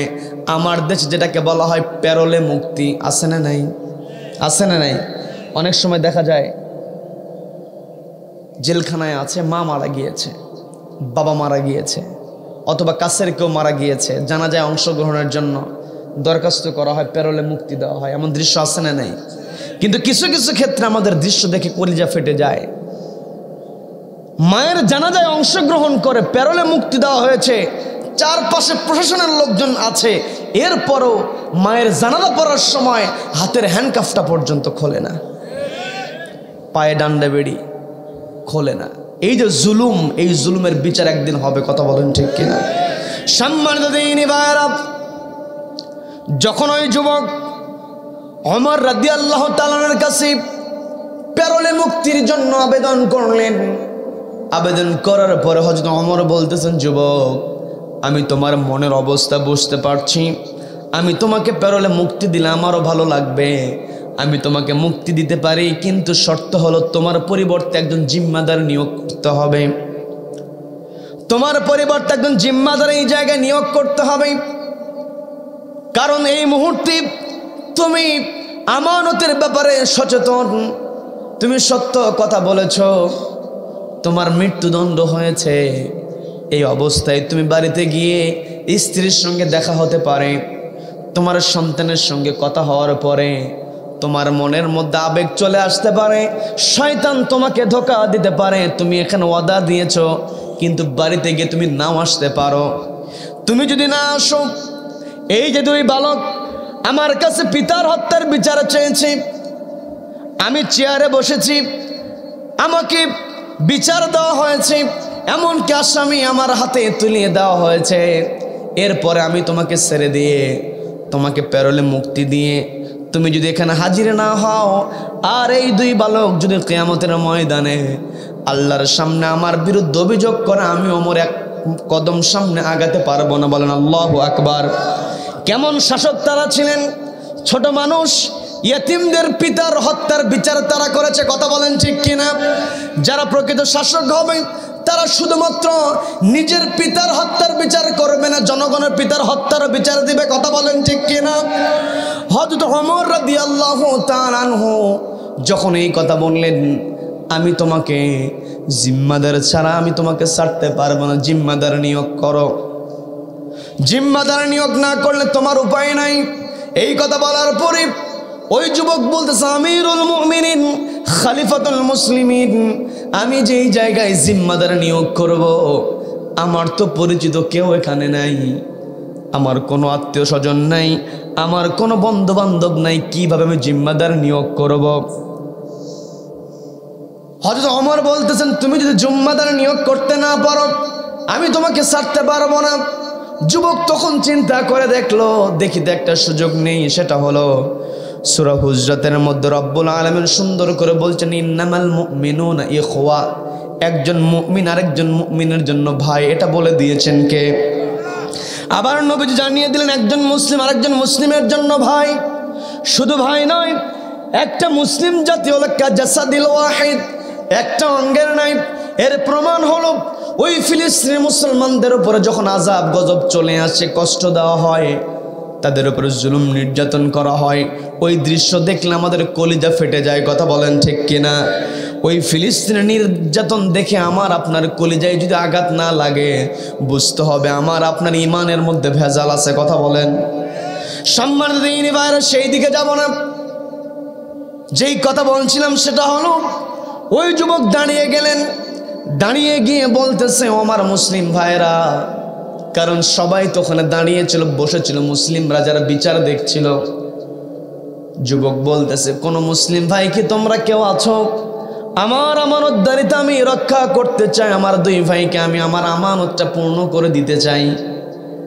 আমার জন্য আগামী জুমার দিন পর্যন্ত কে আছো একটু জিম্মাদারি গ্রহণ করবে? কে আছো? 3 থেকে 4 বার এমন করে তিনি আবেদন করলেন। 3 থেকে যখন 4 বার এমন আবেদন করলেন, কেউ কোনো কথা বলে না, কারো কোনো সারা শব্দ নাই। যুবক চেহারা মলিন হয়ে গেল। যুবকের মনের মধ্যে ব্যথা, মরণের কোনো ব্যথা তার মনের মধ্যে নাই। তার মনের মধ্যে ব্যথা হলো আমানতের দায়িত্ব সে পালন করতে পারছে না। কথা বলেন ঠিক কিনা? যারা মুমিন হবে এরা কখনো আমানতের খেয়ানত করবে না। আর যেই ব্যক্তি আমানতের খেয়ানত করবে, ওই ব্যক্তি কখনো নবীজির সুপারিশ পাবে না। কথা বলেন ঠিক কিনা? কিন্তু আমার আপনার সমাজের মধ্যে আমানতের খেয়ানতকারী আছে না নাই? আছে না নাই? একটা ডাকাত, আগের দিনে তো ডাকাতি হতো, এখন তো ডাকাতি কমে গেছে, কারণ ডাকাতি নেই বললেই চলে। কিন্তু ডাকাতি হয়, এমন ডাকাতি হয় কলমের খোঁচা মেরে লক্ষ লক্ষ টাকা ন্যায় হয়ে যায়। কি কথা বলেন? কি কথা বলেন? আগের দিনে ডাকাতি হলে যদি গ্রামের মানুষ সামনে পড়ে যেত, ডাকাত দেখে না দেখার ভান করতো, যে না আমার এলাকার মানুষ, ওর কাছ থেকে কেড়ে নেওয়া যাবে না। কি কথা বলেন? কিন্তু এখন ডাকাতি করে নিজের মায়ের পেটে, একই মায়ের পেটের মধ্যে থাকে, ভাই হয়ে বোনের সঙ্গে ডাকাতি করে। আছে না নাই? ভাতিজা হয়ে ফুবুর সঙ্গে ডাকাতি করে। আছে না নাই? বোন এসেছে, বাবা মা মারা গেছে, সংসার চলতে একটু কষ্ট হয়, সন্তান পড়াশোনা করে, বাইরে থাকে, লেখাপড়ার খরচ দিবে, বোন পারছে না, ভাইয়ের কাছে এসে বলছে, ভাই বাপ তো মারা গেছে 10-12 বছর হয়ে গেল, আমি কোনোদিন আসি নাই, আমার ছেলেকে টাকা পাঠাতে হবে, তো বাবার ওই জমি থেকে যদি আমাকে একটু দিয়ে দিতি। বলার সঙ্গে সঙ্গে বোনকে বাড়ি থেকে বের করে দেয়। এমন কুলাঙ্গার আছে না নাই? আছে না নাই? কিন্তু দেখবেন মসজিদে গিয়ে মোটা অঙ্কের দান করে। কি কথা বলেন? আবার দেখবেন বছরে বছরে উমরা করে। ওই বোনের হক মেরে খেয়ে, ভাইকে ঠকিয়ে তুমি বছরে বছরে যতই করো উমরা, তুমি সবচাইতে বড় গোমরা। কথা বলেন ঠিক কিনা? আমানত নবীজির আদর্শ আমার ভিতরে আছে কিনা, তিনটা বিষয় দেখতে হয়। এক নম্বরে বলেছি সত্য কথা, 2 নম্বর আমানতদারিতা। যার ভিতরে আমানতদারিতা আছে সেই নবীজির আদর্শ লালন করতে পারলো। যার ভিতরে আমানতদারিতা নাই সে কখনো নবীজির আদর্শ লালন করতে পারে। সম্মানিত দিনী ভাইরা,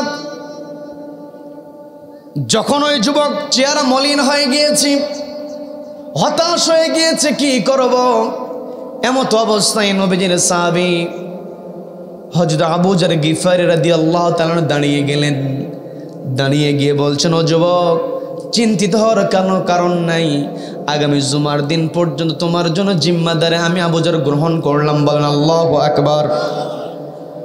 যুবককে বলা হলো, আগামী জুমার দিনে তুমি নামাজের পূর্বে হাজির হয়ে যাবে, নামাজের পরে তোমার বিচার কার্য সম্পন্ন হবে। যুবক বলছে ঠিক আছে। হযরতে আবু যর গিফারীকে হযরত ওমর রাদিয়াল্লাহু তাআলা বলেন, ও আবু যর, তুমি যে এই যুবকের জন্য জিম্মাদারি গ্রহণ করছো, এই যুবক যদি হাজির না হয় তোমাকে কিন্তু মৃত্যুদণ্ড গ্রহণ করতে হবে। আবু যর গিফারী বলেন, হ্যাঁ ঠিক আছে, আমি এটা জানি। যুবককে ছেড়ে দেওয়া হলো। অনেক লম্বা ঘটনা। যুবক বাড়িতে চলে গেছে, ভাইকে আমানত বুঝিয়ে দিয়েছে, সন্তানের কাছ থেকে বিদায় নিয়েছে, রওনা করেছে। এই দিকে দিন অতিবাহিত হয়। দিন অতিবাহিত হতে হতে একটা পর্যায়ে জুমার দিন হাজির হয়েছে। জুমার দিন হাজির হয়ে গেছে, যুবকের কোনো খবর নাই। হযরত ওমর রাদিয়াল্লাহু তাআলা খুতবা দিবেন, তিনি মিম্বারে উঠবেন। এমত অবস্থায় আবু যর গিফারীকে ডাক দিয়ে বলছেন, ও আবু যর, আমি জানি তুমি অপরাধ করো নাই, কিন্তু তুমি অপরাধীকে সহযোগিতা করেছো। মান ইয়াশফা শাফাআতান হাসানাতান ইয়াকুল লাহু নাসীবুম মিনহা ওয়া মান ইয়াশফা শাফাআতান সাইয়্যাতান ইয়াকুল লাহু কিফলুম মিনহা। রব্বুল আলামিন সুন্দর করে জানিয়ে দিলেন, কোন মানুষ যখন ভালো কাজে সুপারিশ করবে, ওই ভালো কাজের একটা সব তার আমল নামায় চলে আসবে। আবার কোন মানুষ যখন অন্যায় কাজে সহযোগিতা করবে, অন্যায় কাজে সহযোগিতা করার কারণে ওই অন্যায়ের একটা অংশ তার আমল নামায় চলে আসবে। বলেন নাউযুবিল্লাহ। হযরত ওমর রাদিয়াল্লাহু তাআলা বলছেন, আবু যর গিফারী, তুমি রেডি হয়ে যাও, নামাজের পরে তোমার ফাঁসি কার্যকর হবে। নামাজ সম্পন্ন হয়েছে। যুবকের কোনো উপস্থিতির কোনো সারা শব্দ নাই, সব তো পিনপতন নীরব অবস্থায় আছে। আবু যর গিফারীকে চূড়ান্ত ফাঁসির মঞ্চের দিকে এগিয়ে দেওয়া হবে। কেউ কেউ বলছে, কি দরকার ছিল, চেনা নাই জানা নাই এমন যুবকের জন্য কেন জিম্মাদারি গ্রহণ করলো? এখন তো আবু যর অপরাধী না হওয়ার পরও তার ফাঁসি কার্যকর হবে।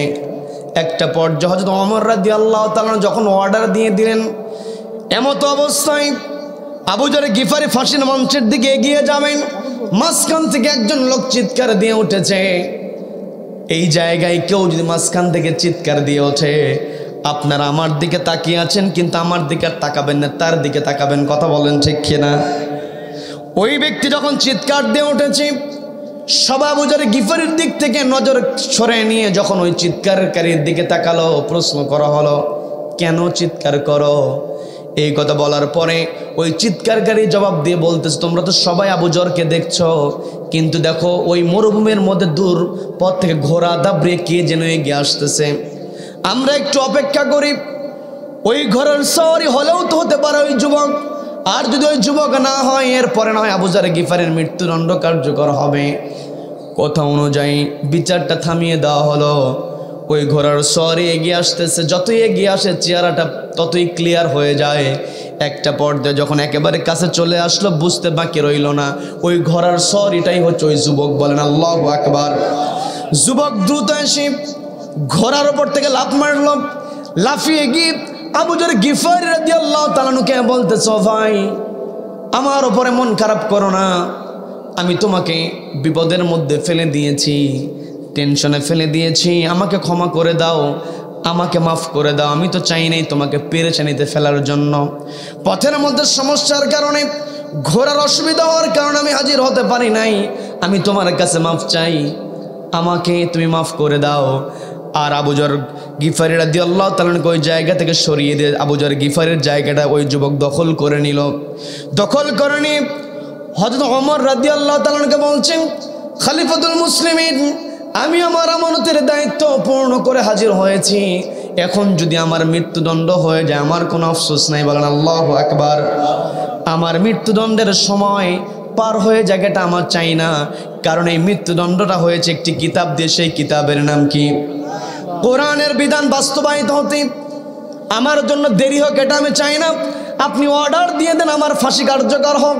এই কথা বলে যখন ওই যুবক ফাঁসির মঞ্চের দিকে এগিয়ে যায়, এমত অবস্থায় ওই যে দুই বালক পিতার হত্যার জন্য বিচারে চেয়েছিল, দৌড়ে এসে ওই যুবকের সামনে দাঁড়িয়ে বলতেছে, কোথায় যাও? ওই ফাঁসির মঞ্চের কাছে যাওয়ার পূর্বে তোমার সঙ্গে একটা কথা আছে, একটু কথা বলতে চাই। সবাই তো অবাক হয়ে গেল, যেই বালককে একটু আগে আবু জরের সুপারিশ করা হয়েছে, আবু জরের পক্ষে, যে ওই বালক আসে নাই, আবু জর তো মেরে ফেলে নাই, তোমরা দেখো মাফ করে দেওয়া যায় কিনা। ওই যুবক কোনো ক্রমে মাফ করে দেয় নাই। আর এই অবস্থায় প্রকৃত আসামি হাজির হয়েছে, আর তার শাস্তি বাস্তবায়িত হতে বাধা দেয়। সবার জানার মধ্যে আগ্রহ আছে না নাই? আপনাদের জানার আগ্রহ আছে কি? শুনবেন শুনবেন? রাত তো অনেক হয়ে গেছে, আগামীকালও আবার মাহফিল আছে, কি শুনবেন? শুনবেন? আলোচনা চলবে চলবে কতক্ষণ? সারা রাত? সারা রাত? সারা রাত বক্তা কাত? সারা রাত কথা বললে বক্তা সোজা থাকতে পারবে? আর কোরআনের কথা শুধুমাত্র সারা রাত হবে না, যতদিন পর্যন্ত পূর্ব দিগন্ত থেকে সূর্য উদিত হয়ে পশ্চিম আকাশে অস্ত যাবে ততদিন পর্যন্ত কোরআনের কথা হবে। কেউ কোরআনকে থামাতে পারবে না। কারা কারা এই মতের পক্ষে আছেন? দুহাত আল্লাহকে দেখা।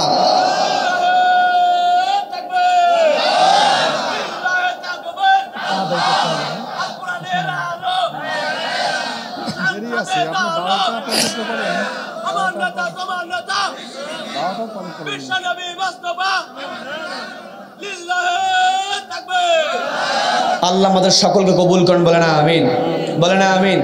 সম্মানিত বন্ধুরা, যখন ওই যুবক ফাঁসির মঞ্চের দিকে এগিয়ে যাবে, এমত অবস্থায় ওই দুই বালক এসে বলতেছে, তুমি যে ফাঁসির মঞ্চের দিকে এগিয়ে যাবে, ওই ফাঁসির মঞ্চে যাওয়ার পূর্বে তোমার সঙ্গে একটু কথা বলতে চাই, একটু জানতে চাই। সেটা হলো, তোমার তো সুযোগ ছিল, তুমি এখানে নাও আসতে পারতে, তোমার পরিবর্তে আবু যর গিফারির মৃত্যুদণ্ড হয়ে যেত, আমরা বিচার পেয়ে যেতাম, একটা রায় খলিফাতুল মুসলিমিন আমিরুল মুমিনিন হযরত ওমর আমাদেরকে দিতে পারতেন। কিন্তু এরপরও তুমি জীবনের মায়া ত্যাগ করে একেবারে মরণের জন্য তুমি এখানে হাজির হয়েছে, এর কারণটা কি? আপনারা শুনবেন, কিন্তু শোনার আগে একটু কষ্ট আপনাদেরকে দিতে চাই।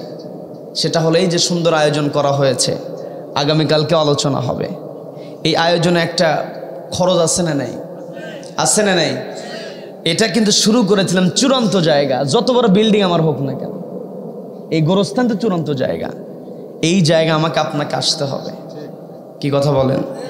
এটা খুব ভালো লাগলো যে আপনাদের অনেক বড় এরিয়া নিয়ে এই গোরস্থান, এটা খুব ভালো। কারণ একটা দোয়ার যে একটা সিস্টেম আছে, একটা লাশ যখন দাফন হবে একেবারে শুরু থেকে নিয়ে সবার জন্য দোয়া হবে। কারণ মৃত্যুদণ্ডের জন্য হাজির হয়েছে।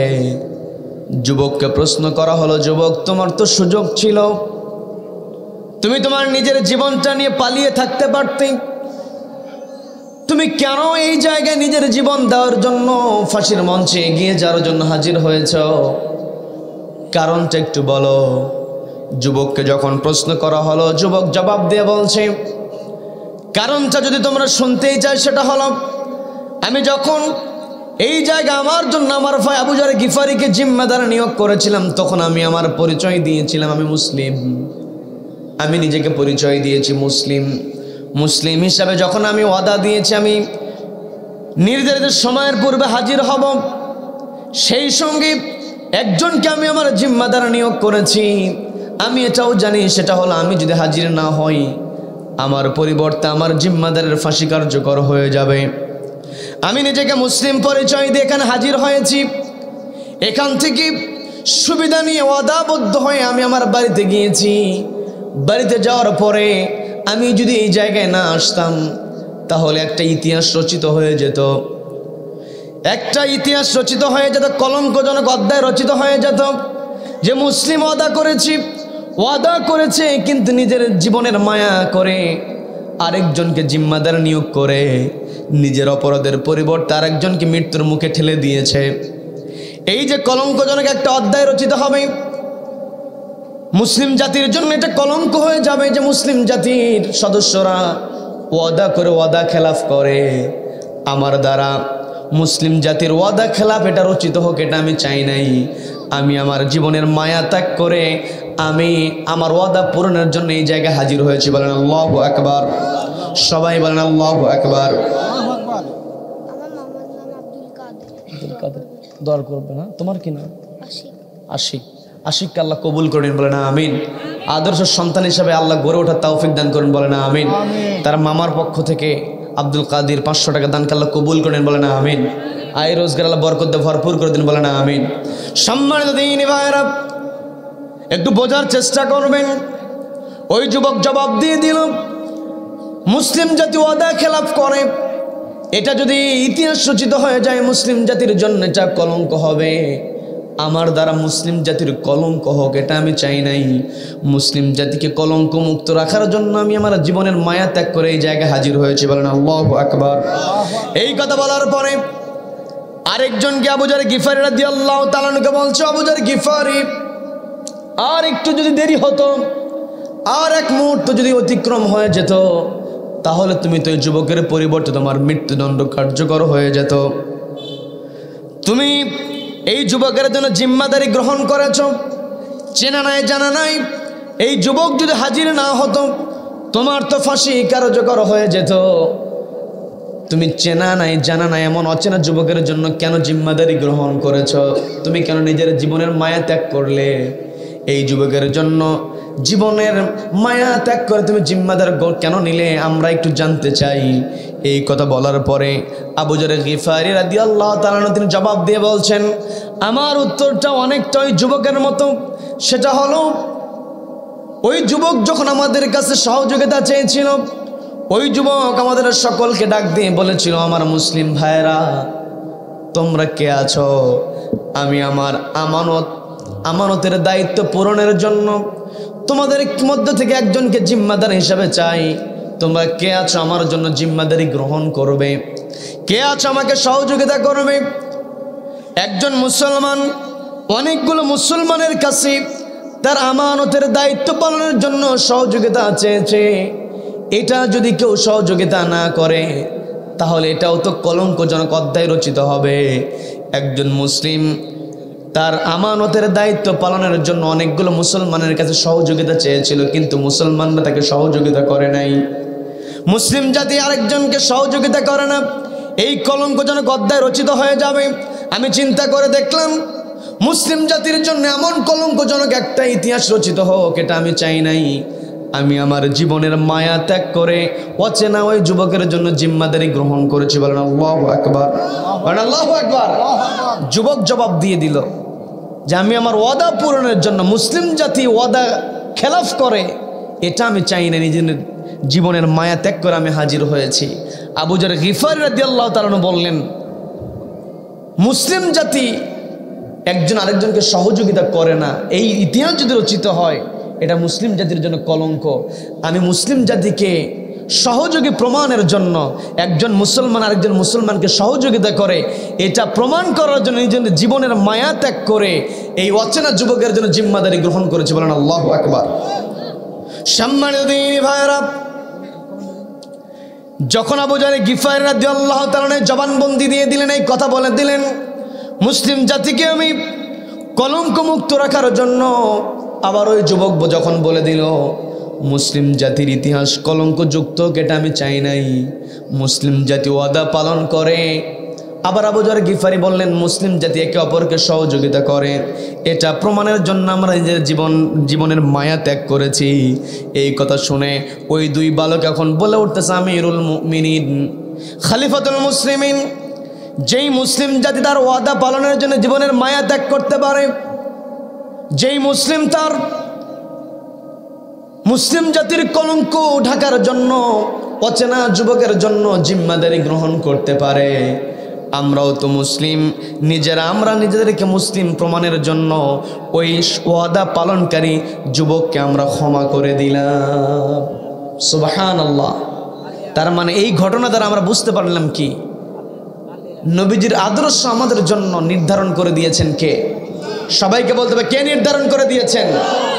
আল্লাহ বলে দিন, লাকাদ কানা লাকুম ফি রাসূলিল্লাহি উসওয়াতুন হাসানা। নিশ্চয় রাসূলের মধ্যে আমি তোমাদের জন্য রেখেছি উত্তম আদর্শ। নবীজির উত্তম আদর্শ আমাকে আপনাকে লালন করতে হবে।